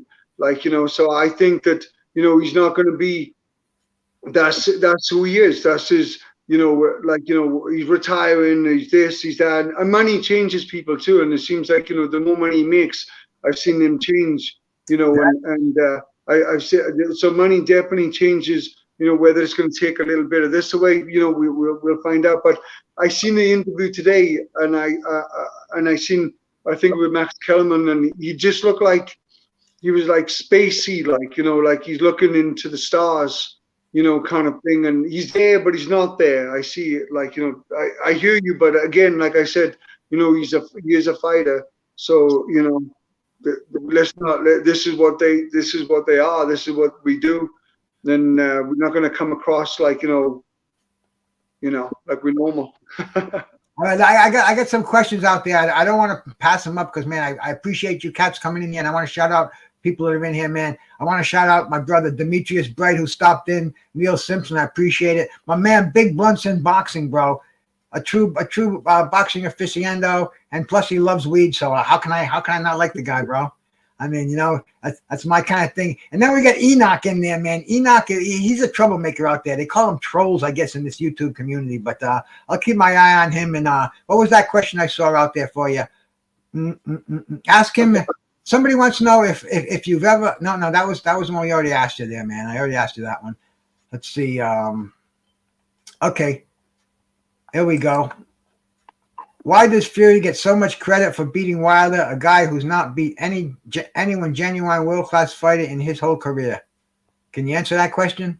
So what was the question? What was the question? He wants to know why Tyson Fury gets so much credit for just beating Wilder. That was his question, basically. It's a good point, you know. I mean, like your buddy, you know, Tyson Fury's done a little bit more than the Wilder and whatnot. And I think, you know, him going to Germany and beating, you know, Klitschko, you know, when he did and whatnot, that was, you know, a defining moment. And then he kind of walked away, didn't he? He walked away and went crazy there for a moment. Typical, you know, someone is getting hit in the head, you know, getting concussion after concussion. You know, you're not going to come across like, you know, an everyday person. And, you know, it does stuff to your brain where, you know, we do odd things in there. But fighters sometimes, you know, people take them the wrong way. And they sensitive, you know, good people, and they're humble, and but sometimes they come across, you know, and people, like I said, take them the wrong way and whatnot. But yeah, that's a great question. The Klitschko and the Wilder, and he does get a lot of props and whatnot. I don't know. I guess just Bob Arum does a great job of promoting, and ESPN, you know, they really do pump their fighters out there, you know. All right, man. I got another question for you out here. Well, Enoch is asking about that Philly shell, but I mean, give it to me. Well, he just says, can you ask Dean why he has a hard time dealing with the Philly shell? Who has a hard time dealing with the Philly shell? That's what I'm saying, man. I think that's a troll out there. I'm gonna block him. You know, we get that right up here when we That's okay. Yes, no. I ain't getting no hard time with no Philly shell. A Philly shell is made to order for a European fighter. You know, and plus the fact every time I used to get in the ring, you know, like I have a lot of I fought in Philadelphia. I sparred a lot of Philadelphia fighters and world champions, and trained in Philadelphia a lot and whatnot. But you know, just me coming from where I come from and whatnot. If I get in a ring with somebody and they do this to me, they don't want to fight me. They're going to try to play possum with me and try to, you know, back away or whatever. You know, if you want to fight me, you're going to do this. You know, so I know right away. But also, there's so many, you know, things that we can get into with that. But I never had a problem with the Philly shell at all. I used to shoot the jab right there. So if they there, I would just shoot my jab right here or stop them. They'd be fighting with one hand. And, you know, I used to go to the body a lot. You know, with the Philly fighters, you know, that was my thing. I'd go downstairs and they can shell all they want, but I don't need your head because I'm coming after your ribs and I'm coming after your liver. And that's so if you want to shoulder roll and twist your head, go for it because I'm going downstairs. I want a steak. You're a fighter, bro. You're a fighter. And I got another question for you from Mr. Pads. He wants to know how you would do against the fighters today, the current cruiserweights. Any fighter you think would give you a tough time? Do you know what? Well, let's be realistic about it. You know, you got the fight, the Bernabiev, and you know, that's a big puncher today. And what weight are we talking about? Cruiserweight? He mentioned cruiserweight, but the weight that you were the most comfortable in when you fought. And let me shout out Toby Butler who came in here. DT, I appreciate you cats in here, man. You know, we're talking to Dean Williams, the Welsh Road Warrior here. And this dude, man, you might not have seen him on the cover of Ring Magazine, but bro, he's got so much shit going on in his head. He's an accomplished fighter. He's a professional. He's got a great record. He's had European titles, and he's been in the ring with almost everybody you can think of around here. So, man, it's an honor to have him on here. Dean, I appreciate it. I appreciate it. Plus, I was in the British Navy and the U.S. Army. I served in the British Navy at high school, and I also was in the U.S. Army after September 11th. I was actually when in the U.S. Army. I was on a green card, and when I came out, I came out a citizen. You know, so but that's how it is in the U.S. A lot of people when I was in basic, they weren't citizens, and they come from Mexico or some of the South American countries, and we were in basic training, and that's how they do over here in this country. But so yeah, I had that experience. Plus, I'm a professional bodyguard too. When I was in Australia, I worked with Metallica and a couple of bands down in Australia, like In Excess and whatnot. Nice. Wow. Impressive, bro. Impressive. And now who are the we said Beterbiev, Bitterbiev, he might be a little bit might be a problem. How about his counterpart, Dmitry Bivol? I think he's a phenomenal. That would be similar to my style. Like, that's he's European fighter, I'm European fighter. Like, he's very loose, goes to the body, great feet, brings his hands back, keeps his hands up. Pressure fighter. He's gonna be on you. Great jab, great right hand. European fighters. Manny Stewart. When I was in camp with him, sparring with them, that's why he brought me in to spar with Tommy to get ready when he was fighting Nate Miller, his last title fight. And the thing about me is, I take it to him. Like, I love Tommy. I looked up to him, watched a lot of his fights growing up. He was my inspiration. One of my idols, and I was a tall, lanky kid, but I hit hard, I like tall, big shoulders and skinny.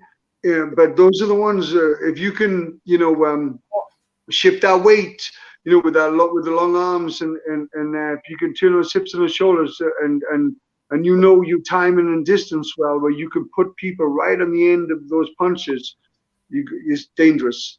Thomas the Hitman Hearns.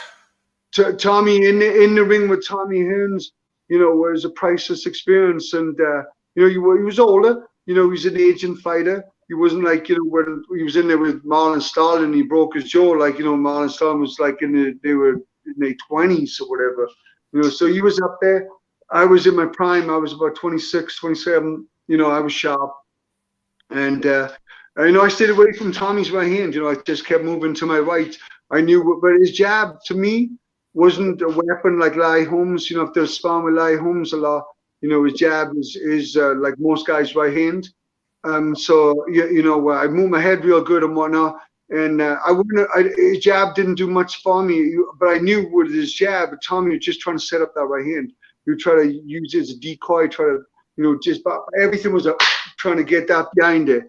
But so I just kept moving away, and then as soon as I got close to him, I stayed close to him, and I kept giving him angles and going down. So I done great. Frank Maloney was there when I used to spar him, and he wanted to sign me. Actually, we talked. He was going to take me back to England. He was Lennox Lewis' manager at the time, but a lot of stuff in boxing. You get a lot of things. Then Manny Stewart said he was with the Garden, and I was going to fight with him, and end up doing none of it, the above, and end up going with Larry Holmes, and he ended up kind of giving me some good direction, and ended up going with some of the people he knew down in Allentown and fighting on those shows and whatnot. But yeah, Tommy Hearns, man, we went at it. Tommy liked to fight. I like to fight. So it was I would have loved to spot him in his heyday. I'm sure he would have been a nightmare for me.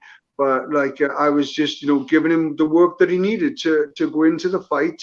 That's what people don't understand. You're sparring with these guys, whether it's Sly Holmes or anything. I'm not punching back.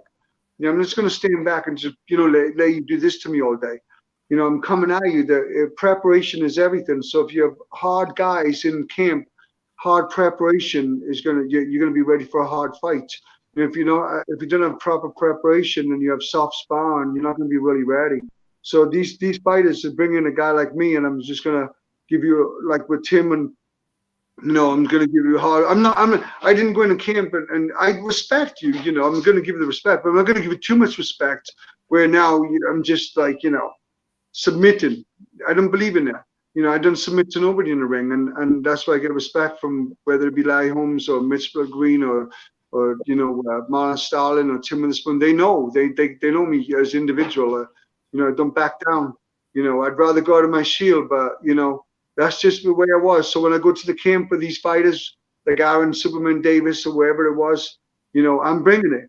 And it was tough. Every day was tough, but if you're going to do something, if you're going to help a fighter, if you're sparring a fighter, say I'm sparring you, Bruce, and you're getting ready for a fight, and but like I'm heavy-handed and I'm trying to I'm doing this with you.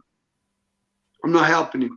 I'm not helping you. If I give you hard work is going to get you ready for the fight, because the fight's going to be hard. So hard work and dedication. I'll tell you though, defense is definitely the key because I mean you're here. All the cats you've been in that ring with, those are killers, bro. Those guys, half of those guys should be put away for that. They're so deadly, man. And you're articulate, bro. You got your marbles. I can tell 2 minutes talking to you, man. I mean, and I've been boxing since I'm 8. I was getting hit that I had no headgear. And let me finish. My point is, how important is that defense, bro? It's so important, so important. I mean, Tim trained me. Not only was I sparring partner with Tim, but Tim trained me for one of my fights in Philadelphia. I'm from Merthyr Tydfil in Wales, and here I am in Philadelphia, the capital. I think a lot of people think of boxing, but you got Patterson. Downtown Patterson. It's a tough area, man. Something is in the water down there. The Northeast, you got Jersey and you got the Bronx and you got the Brooklyn and all this Queens and all these areas. Yeah, you're gonna be tough to survive those gyms, man. Tough. So the thing about it is you got to keep your hands up. And the thing what helped me, being in the ring with all those guys is keeping my hands up and having good defense. But I had really good feet too because I was a really good soccer player. So, I used my feet a lot. I weren't flat-footed. I was a rhythm fighter. We didn't fight like a white fighter where it's just like just there and just punch. And, I was like, it was a rhythm. It was like I was, when I go down to Philly, they call me white chocolate. So I was so smooth. Hey, bro, I'll tell you. You mind if I look for a fight of yours or two to pull up and show on here? We can go through it. Put a fight on. You could put on my professional debut. You could put on my professional debut, or you could put on the Ron Bodie fight. There's a couple of fights that I got on my my page. That whatever you want to put up. I didn't have a structured career where like I had a manager and a promoter and all these people just gonna make this happen for me. My life wasn't like that. Like I wasn't really close to my family. My mom never really talked to me, and my dad, they just I went out into this world by myself and, found boxing. It was my family and found my way in life. Nobody cared. When I was growing up, I was a kid, nobody gave me no direction, said, well, we're going to do this and we're going to do that. And it didn't happen like that. It was all God's plan. My life was God's plan, so I went in the ring at 8 years old and started boxing and everything, and took me places that I used to dream about, and took me to the movies, took me to Hollywood. Here I am in Wales watching Rocky Balboa on TV, and now I'm in the ring with him and he's asking me about boxing, so. All right, man. Amazing. I found your pro debut on here, bro. Okay. And let me shout out G Funky, who stopped in the room, man. Mr. P, shout out to you, my brother. Mr. Pads is still here, man. Thank you so much, Mr. Pads, man. Good questions. I mean, he's just one of the coolest cats I know on YouTube, man. And I'm over here with Dean Williams, the Welsh Road Warrior. And if you haven't heard of him, man, you should have. Do your homework, man. This is. Do your homework, everybody out there. But I Bruce, sorry to interrupt there, but I just started a YouTube channel, a year ago, less than a year ago, thanks to my good friend Brian, who got me involved with it. I won't forget that. He's the one who started the YouTube with me. And who's that young guy? 620 subscribers. So I'm trying to build it up and whatnot.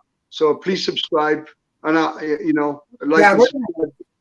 gonna put your link in there before the show goes off the air. In fact, I'm gonna see if I can do it. I'll see if I can dig something up. I kind of I'm kind of getting a little bit used to this YouTube stuff because I was not hip to either. But tell us, good, walk us through this fight, Dean, please. So you got Anthony Wasser right now. They told me I was fighting. They're going to be fighting a guy that was 1-2. I ended up fighting a guy from Philadelphia that was 6-3-1. You know, he's already fought a 10-round fight. Believe it or not, I was set up in this fight. I was they told me, you know, this is welcome to boxing. Welcome to pro boxing. I'm in this country by myself, no family. They told me that they were going to, you know, Mercedes, you know, stellar background. I was national champion, Wales, and you know, boxing Australia and whatnot. So, you know, you should do the right thing with a guy with that, you know, with a lot of amateur fights and, you know, build him up right. But no, they threw me to the wolves. This is not an opponent. This is a fighter that thinks I'm an opponent. All right, man. This is where we are moving my head. You know, I'm you know, just find it. Not knowing now. No, going into this fight, not knowing. I didn't know this guy's record. I didn't even know. This is sometimes you can put too much trust in people, and that's pretty much what I was doing. I was you know, just listening to what people were telling me and you know, trusting them. But you know, obviously they weren't. You know, they were just setting me up. But you know, if you put a fighter in a fight, if he's a real fighter, he'll fight his way out of it, and that's what I done right here. All right, man. Hey, let me shout out to Two Matador who's in here. My brother Mad Chad, bro. I haven't seen you in a couple of days, man. Keep in touch, man. I was ready to send the state police looking for you.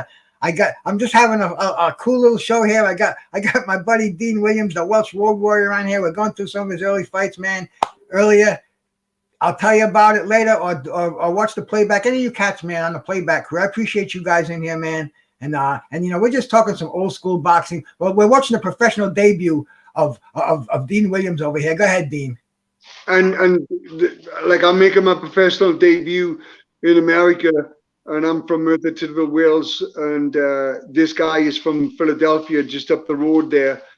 He's about an hour away up the highway, and this is in Allentown, and he is 6-3-1, and Anthony Wasser, the hitman, and you know he was coming there. You know, we friends now. We actually brothers now. We're really we have nothing but love and respect for each other. Beautiful part about boxing, man. You want to kill him one time, and then they're your brother the next time. It's the humbleness, because you humble each other. You know, it's the humbleness, and you know, that's what everybody should experience boxing in their life, because, you know, like I said, you can't really teach people to believe in themselves, but, you know, they teach themselves to believe in themselves. If they get in the ring and do a little bit of it do tremendous, you know, tremendous things for your life. It gives you self-confidence. All right, man. All right, Dean, I'm sorry, but I'm paying attention to this fight. It looks like you guys are getting a little more serious in this round here. What was your objectives right now? To establish the jab, work behind the jab, like this. This kid's got a jaw. Yeah, he does. He came back. I caught him. I came back with a great parry defense. You know, he smart. I nailed him, but he was fighting back. He's a fighter. You know, he don't think he's an opponent. He thinks that I'm the opponent. So. That's you know, this a mental thing going on where I'm confused. I'm thinking, well, you know, this guy. I knew when I was in there that this guy was not 1-2, and I knew when I was in there that this guy was not coming to lose. He was coming to win. You know, most people do, but you know, there's a lot of guys out there that sometimes just show up just to, you know, if they, you know. I gotta say, brother, for a guy making his pro debut, and for this guy even being 6-3, I mean, you guys look like seasoned veterans out there, man. Right. So you know, it's all about, you know, I'm tallying up the points, you know, picking my punches, being smart, catching the counters, counter punching, you know, mixing up a bit of everything. You know, this is my first professional fight. This is his. This is a slugfest, bro. Yeah. So it's just like his 10th fight, you know. It's just my first fight. It's not like he's like 0-10 or 0-9. He's like 6-3-1. Yeah. And may I ask you, how much do you get paid for your pro debut? Oh man, I got $100 a round. 400. Well, I don't even know if it went. I don't know how long this fight. Oh, you know what? When I was fighting, they're like, fighters today make a lot of money, and it didn't, for spawn, but I didn't make a lot of money, with that. Like, I just wanted to fight, I wanted to, I was a fighter, and I would spawn everybody. I would spawn all these fighters when they tagged me coming in there. I tagged them. It was back and forth. It was a real humbling experience. Like, but I knew I'd sparred world champions before I was a professional fighter, and Larry Holmes was saying, sparred Larry Holmes before you sparred Larry Holmes before this fight. Yeah, I sparred Larry Holmes before this fight. I sparred Tommy Hearns before this fight. I was I sparred a lot of top fighters before I turned professional. I was just in this country. I was living in Brooklyn, New York, and I was a bouncer. I was bouncing in. You came to New York with no family, no connections, just your connections. My connections became like Tim Witherspoon, Larry Holmes, and my connections are my brothers. So my brothers that earned my respect. Nobody gave me nothing. Nobody handed nothing. I came here and I fought, and I went to the camps when they asked me to, and I got in the ring. With whatever. Never questioned nobody. What just happened right there? We got into an exchange, and I knocked his mouthpiece out, and they thought it was my mouthpiece got knocked out, but it was his. But he was coming strong, and I caught him with a left hook, and I knocked his mouthpiece out, and they just wanted to put it back in. Hey, let me shout out to Q the God, bro. LAB, salute, man. Thank you for coming by, my brother. Appreciate it, bro. I hope you're enjoying it. If you're not, hit the like button, man. Make sure you sub and share this show. We had some legends on here earlier. We got a legend in here today, man. You just don't know who he is, bro. You just go look at his bio, and believe me, you're gonna be as humble as I am, man. So let's enjoy his pro debut here, because this kid is no rookie debut here. This is a professional, two professionals going at it, man. Great stuff. Action. $100 a round on top of it. What the? I'm not gonna use the F-bomb anymore. I'm trying to brush the language up there. But wow, what the F is going on for $100 a round? Yeah.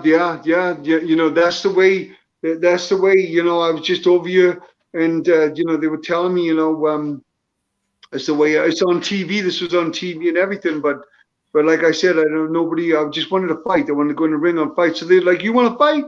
I'm like, I want to fight, so they put me in there with this guy from Philadelphia, 6-3-1 and third round right now. Like I felt like I was, it was a close fight. I knew it was a close fight, and those fights when you're in there and you feel like you're not doing good, those are the times where you probably are doing good. If you're in there and you're feeling good, sometimes a little overconfident, sometimes you're not doing that good. So, when you're in a fight, or you're in a tough spawn session or a tough fight, and you feel you can be hard on yourself, you get hit, and you can be saying to yourself like, come on, what's going on here, but those that's normally bringing the best out of you. That's what it is. It's just a weakness in your body, questioning yourself. I just kept coming forward. I'm an aggressive fighter. I like to think that Beeble, he keeps his hands up. I keep my hands up, and I keep coming body, head. I'm working you up and down, but the hands up and whatnot, the defense is very, very important. All right, man. Hey, I dropped a link out there. I hope you don't mind, Dean. If anybody wants to come up and ask you any questions, because I don't want to miss them when they go by in the chat. And we got a civil bunch of people out there. If anybody wants to stop in and say hi, man, please do. I see Mad Chad, G Funky, Mr. P is. All kind of guys who have sensible questions, if they're in a sensible state of mind. So I'm gonna take a chance. I don't usually drop the link, but hey, what the hey, man? We got some royalty here. We had royalty where we're keeping the show going. This is a party tonight. Unfortunately, Marlon couldn't come on because of computer difficulties. But Brian, such a nice guy he is. He's gonna make sure Marlon has a new laptop so we can do this again within a week or so, man. He was sent here by God. But bro, Let's Amen. not forget this action at hand here, man. This guy's still trying to throw some clubbing lefts and rights here, and you're doing a job on his body. Looks like you're trying to tear his liver out there. That's me, and you know, that was the difference. You know, in this fight, I believe that you know, I just kept going downstairs, and you know, I'm finishing strong, and I felt like he was getting weak every round because the body shots, you know, that's how it affects you. But I'm getting my head out of the way. I'm sliding over. I felt like I needed to win every round. I'm in America. This guy's American. I'm from Merthyr Tydfil in Wales, so I didn't know if they were going to give me the decision or what, you know. And this guy is, but they you know, they were respectful, and the judges, they've done the right thing, and you know, he nailed you with that left hook on the break there. Oh yeah, absolutely. It was definitely. I definitely got tagged. I definitely got my bell rang. You know, it was you know, it wasn't just a pro debut. It was a lesson. I learned a lot. I mean, I'm in there with a guy in a real fight, in a real professional fight for the first time in my life. Was it that much of a difference? Was it that much of a difference being in that ring with the cameras on than it was any other experience you've ever had? Not really. Like, you know, to be honest with you, don't forget, I've been doing it since I was 8 years old, so I kind of grew up in the ring. Man. You know, so I was comfortable. You know, if anything, with the cameras and everything, I would play to that. It wouldn't like, you know, take away. It would add more flavor. Yeah, you get that little panache in there where, you know, hey, the camera's your friend, brother. You know, so you gotta be like that. You gotta put another zero on my paycheck. Yeah, you gotta be like that. I didn't know what. You know, I knew I'm going to be rich after this fight, but I just wanted to make a name for myself. I wanted everybody to know. But don't forget now, I still don't know who this guy is until I get out of the ring and I go around. They interview me on TV, and I walk around and they say, "Do you realize?" And I'm like, you know, you'll see it. You would see it on. They didn't put the interview on the show, but when I done the interview, they told me after who this guy was and his record, and I was just, you know. Just shocked. Like, felt like who do I trust? Like, you know, wow, you know, this might not have worked out. Only that I dug down deep and you know, got the fight, got the win. You know. Yeah, let's listen to the scores here, man. And Judge Bruni scored it 39-37 as well. Your winner by majority decision, Dean Williams. Great stuff, bro. Great stuff, man. That's what he says. Classic fight night for sure. Yeah, I'll leave that on a minute, Bruce, and see what he says after the fight. He says something after. He'll say. All right, he'll come back to the commentator and he'll say something about it. Big win in his pro debut for Dean Williams, who later on would go on to hold a piece of the Cruiserweight Championship of the world. Right now, our main event of the evening. Yeah, that was my first fight. There's, you know, it was my introduction to boxing. You know, it was tough, but it was a blessing. You know, I take my tough experiences, and I don't say, I say, okay, it's over now, it's done now, it's a blessing. So I got better from it, and from that experience, from that fight right there, it made me so much of a better fighter. Well, I mean, you sure as hell impressed that announcer there, man. And you guys are in a slugfest for your first fight. Now, how about let's talk a little bit more about the scene today. Let's go to the 135-pound division. Devin Haney or Vasily Lomachenko? That's a great fight. I gotta say, I think Devin Haney is the new kid on the block. He's a hot commodity. For him to go down under twice, you know, with a lot of adversity in your face, going to another country, I know a lot about that, and it's a lot tougher. You know, your sleep patterns, and people just don't realize. They don't just think you go to this fight, you know, and you know, you just you gotta have a good night. No, it's like it's the food, the hotel, you know, sleeping right, everything plays into your preparation is everything. You know, preparation is everything. So if you're not properly prepared, you could be the best fighter, but if you're unprepared, you're not going to do really good that night, you know.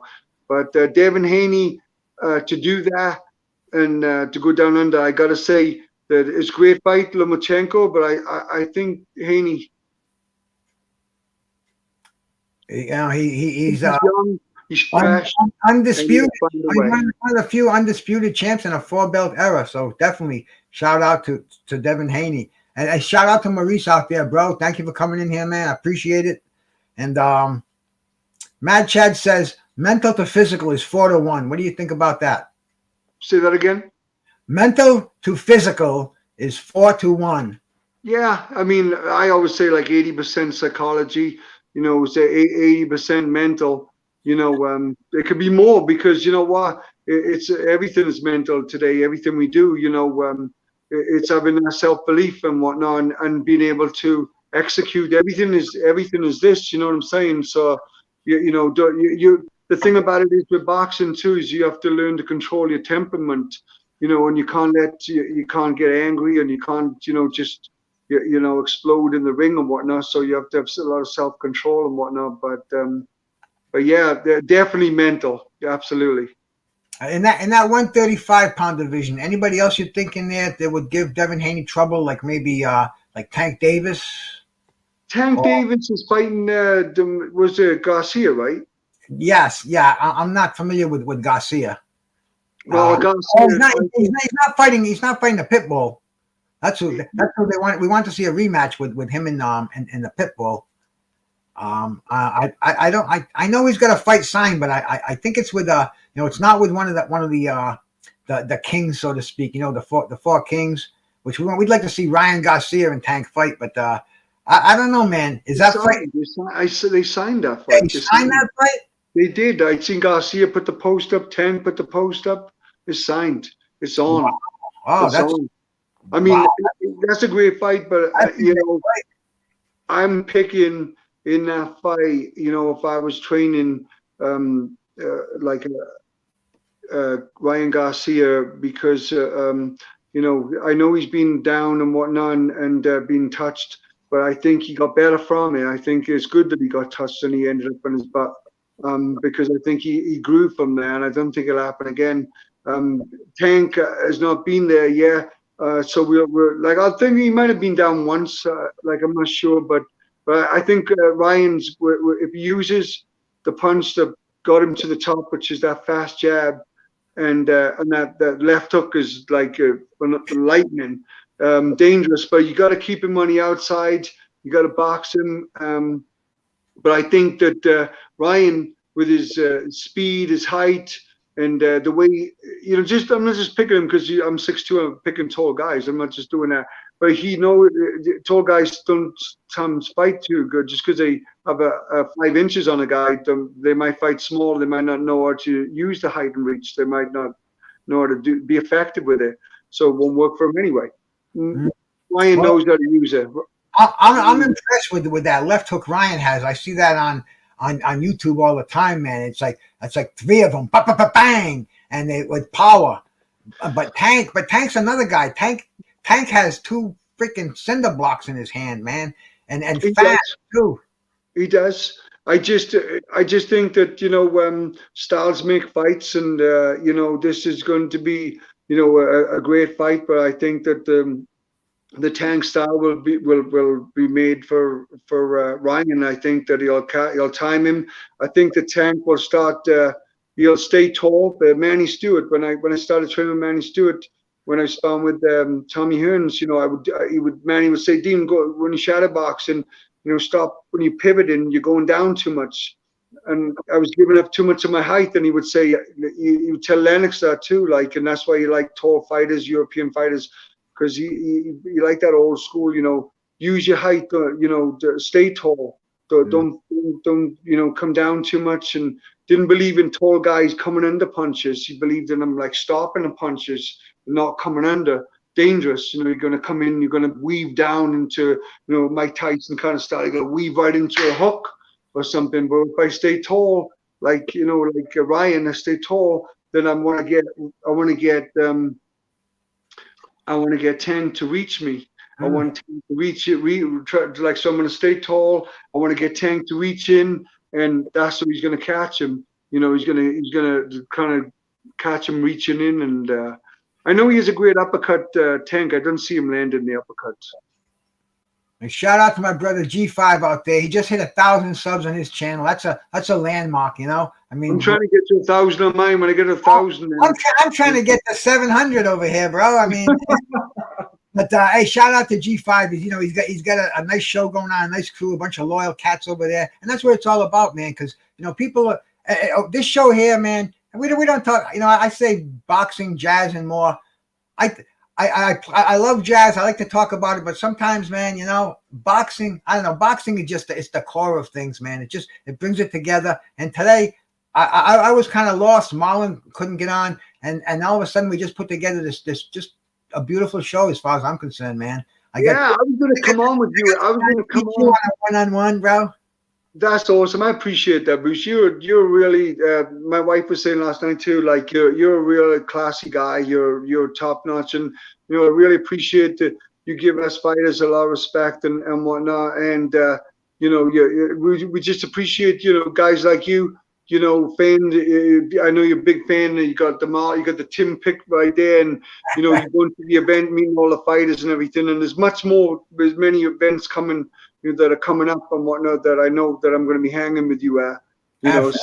Sure. And Mad Chad, my brother, Mad Chad's out there. He's in the chat. He was up there with me. The dude with the beard from Maine. Remember that dumb-looking guy? Kind of was taking over pictures. Well, that's my brother, Mad Chad. He's not as dumb as he looks. He's not as dumb as he looks. He's a high. That's funny.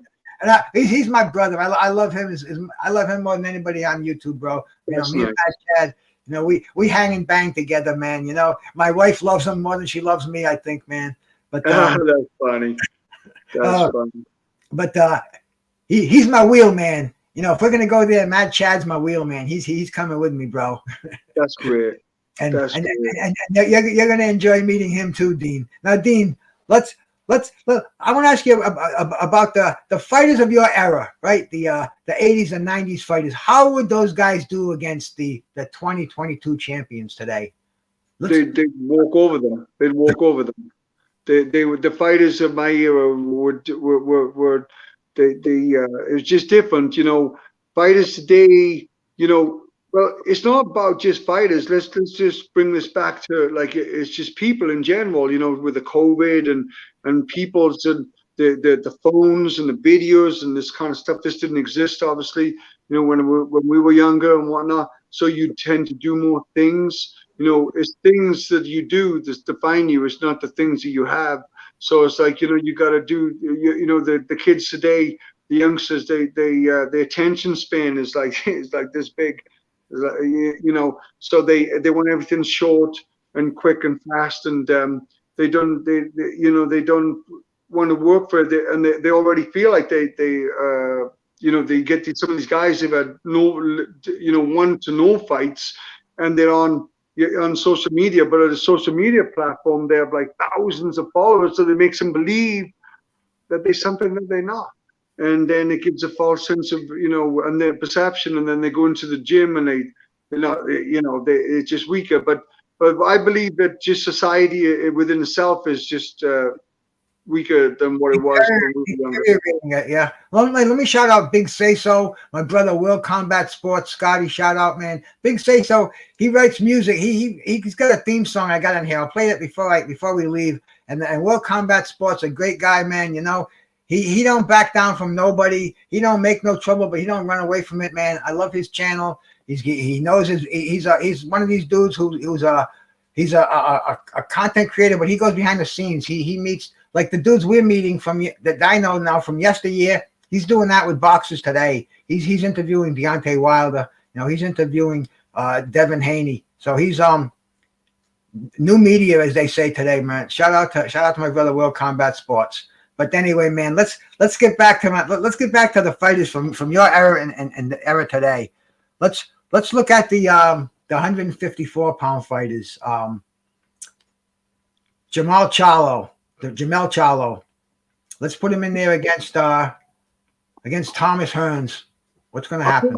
Well, do you know what? I will say this, and Jamel Charlo is one of the fighters that him and his brother, the two of the fighters that I like to watch, and the reason being, is I believe there's a couple of old school fighters still out there to this day, and the Charles brothers. So when I say old school, what I mean by old school are fighters that want to hurt you, fighters that want to smash you, fighters that want to come in there and break your nose and mess you up, because it's breaking bones business. You know, the Charles brothers, they want to destroy you. You know, they really want to hurt you. Like you know, what's the kid? The Earl Spence is another one. You know, keeps his hands up, tight defense, really good defense. It's basic, but it's effective. But he's going to come in there and he really want to beat you up. He really want to hurt you. You know what I'm saying? So then you got, you know, Canelo. He's fracturing everybody's cheek. I was like, you know, Sanders and a few of the other fighters. I forgot the other fighter's name, but he's breaking people's faces. You know, that's an old school fighter. You know, when I used to fight, I want to break your nose. When I was a kid, they used to call me septum deviator, because I used to chip your nose on the other side, you know. But that's what they do. Yeah, for real. But I mean, so with the old school with Charlo and Tommy Hearns, I'll tell you, that fight's going to be a war. That was going to be a war. But I'd have to pick Tommy. Tommy by knockout or by decision? By knockout, because it would be that kind of fight, and he would make mistakes. And because he'd be trying to do the same thing to Tommy, and that's why I say he'd knock him out. Mm-hmm. He's going to go out and shield. He's going to go out trying to knock Tommy out, and Tommy would knock him out. Now, how about if let's take Tito Trinidad versus Errol Spence. Tito Trinidad, I love Tito Trinidad. Earl Spence. You know, another great fight. I gotta go with Tito Trinidad. And you know why? Because he has more weapons. The way he would use his feet, and he would like almost that rhythm, that movement, the way he was, and he hit like he was hard and he's fast. Definitely faster than Spence. I gotta go with Trinidad. I can't see. I never argue fantasy fights. I love hearing people's opinions on them, and I like hearing people break them down. But man, there ain't no argument. I mean, Marvin Hagler, one of my favorite fighters, and you know, Marvin was the kind of a guy where I met him on 3 separate occasions, and he just made you feel important. When he caught your eye contact, you know, it gets me emotional. Who's you talking about, Marvin? Marvin Hagler. Yeah. Marvin Hagler. Yeah, I never got to meet Marvin Hagler. Yeah. Marvelous Marvin Hagler, man. He's from Brockton, Mass. I saw him fight once. I saw him fight twice, actually. And I met him at his sparring camp in Provincetown, Mass.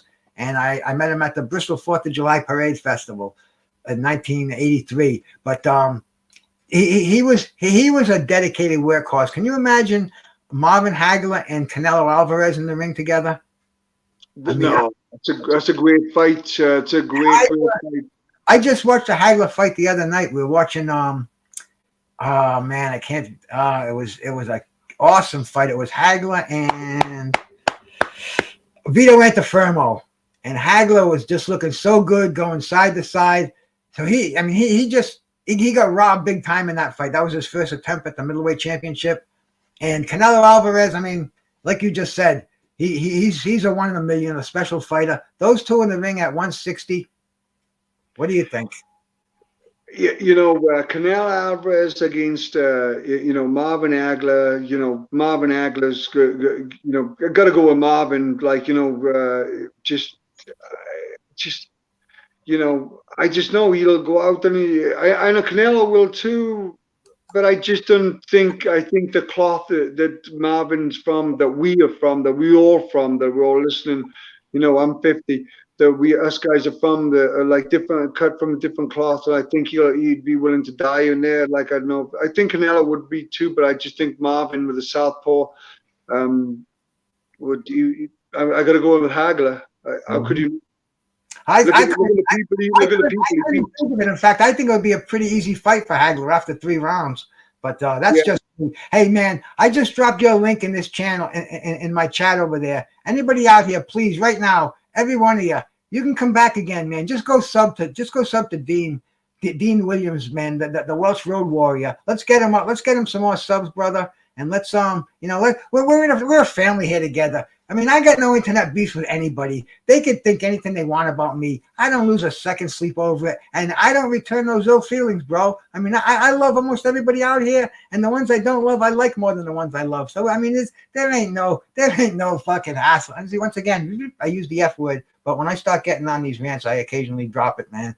But please go sub to my brother Dean's channel, man. Let's as a family, let's get us up there. Let's get us views. Let's get us popularity. Let's bring back these boxes from my day, man. Let's bring back the Marlon Starlings, the Tim Witherspoons, the Sugar Ray Seals, the Iran Barkleys, the Riddick Bows. Corey Sanders. You might not have had a world championship, but Corey Sanders. Mike Tyson spot Mike Tyson. Yeah, Corey. I mean, the guys beat Corey Sanders. I mean, he's such a gentleman, and Corey's sharp, man. He's sharp. You should get Corey on his show. You should get Corey Sanders on here because he has a lot of stories. Hey, you're one of my new connections, man. I'm gonna get your phone number when this show's over. I'll get him on here. I'll come on there with him. Like Bruce will do something like that. Maybe I'll come on here with Corey, and because I want to get Corey out here too because he might not have had those opportunities, but he was like me behind the scenes, getting all those guys ready. Those 7-figure fighters, getting them ready for those big fights, but they don't realize the preparation goes into it, and the guys that go into it, and the damage you guys can take by doing that for minimum wage as far as boxing goes. It's crazy, but yeah, absolutely. Listen, bro, I've been on here for my 2 hours. My water glass is empty. I usually finish that off, and I gotta go take a leak. I gotta put my dog out, kiss my wife, man. Hey, Dean, God bless you, my brother, man. God bless you. God bless you and everybody listening. God bless everybody listening. And you know what you should do from this day onwards? Just try to be the best version of yourself, and just try to better yourself in any way and every way you can, and treat people how you want to be treated. And God bless everybody who's listening, and God bless you, Bruce. And I'll talk to you soon. Peace, my brother. Peace. This is the stuff I like to do, man. I think maybe God gave me another crack, and he said, your job is to go out there and bring these boxes up here, man. Al Money, my man, salute my brother. He says, I'm going to give you this machine to make your weed into edibles, and you're going to enjoy those edibles, and you're going to bring boxes up here. And man, tonight I didn't really even have a show after Marlon had to cancel. I was bummed a little bit, but then only for a second, because right away, man, Brian called me, Tim's events coordinator, and he said Marlon just called him and he feels really bad, and he says let me give you some numbers, and let's get a show going, man. If God gives you lemons, you make lemonade. And I said that earlier in the show, and that's just what I think I put that in my title of the show. But anyway, man, that's what it is, man. We put together a show, and this was a great show, bro. This was one of the best little shows I think I've ever had, man. We had Brian Barbosa, fighter from Rhode Island, on here, man. I mean, he sparred with everybody from James Toney to Terry Norris. I mean, this dude was an interim champion, and that's IBF USBA title. That's interim champion, and I mean, did you see the size of the guy? He looks like The Rock. But anyway, man, thank you, Brian, for coming on here. We had Vinnie Burgese on here, man. Vinnie Burgese, dude, right out of Philly, a real G. Been in the ring with a who's who of fighters from that era, man. Remy, you know what I'm talking about, bro. This was so cool. And then of course Tim coming on here. Tim, man, he's the man child. He just wants to go out of his way to help his brothers, man. And I loved him. He had to go do another show, but he came on here, and I mean, he contributed so much, man. And then of course, man, Dean Williams, the Welsh Road Warrior. That's a mouthful. The Welsh Road Warrior. I have to slow down because I think I do have a tendency to speak a little fast, and damn, I don't want my fucking, we just have to watch that. But like I said, man, my 2 hours are up. I had a great time, and I'm sure it's going to get greater. For me, it is anyway. Because, like I said, man, I think God's giving me another go round, and that's to do something like this that I'm kind of built for. I'm not built for driving. I'm not built for going out.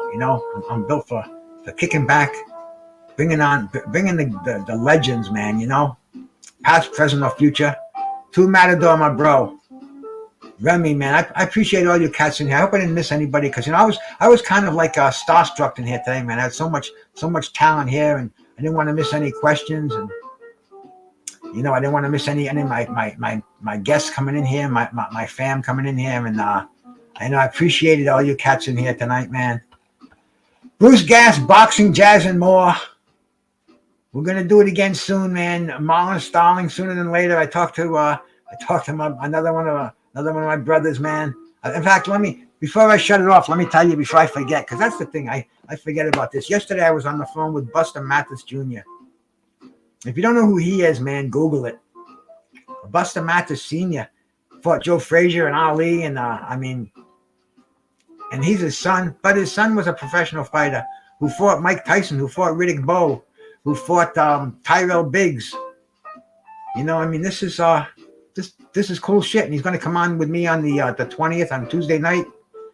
So this is going to be great, and I'm looking forward to that. And then I called Sugar Ray Seals today. I wanted to get him on. I just want because he was part of that reunion weekend we went to. Says he couldn't make it tonight, but he says, man, keep me on the list, keep me in your books. And I said, brother, you're in my books. So anyway, man, if you want to hear real boxing without the bullshit, man, you come on over to Bruce Gas, Boxing, Jazz, and More. You want to dig on the real jazz? We're gonna do more of that, man. We're gonna do a lot of shit in here. Maybe when I sober up, I'll change the mind. But I'm drunk on life tonight. So Bruce Gas, Boxing, Jazz, and More. I'm out of here, man. Peace.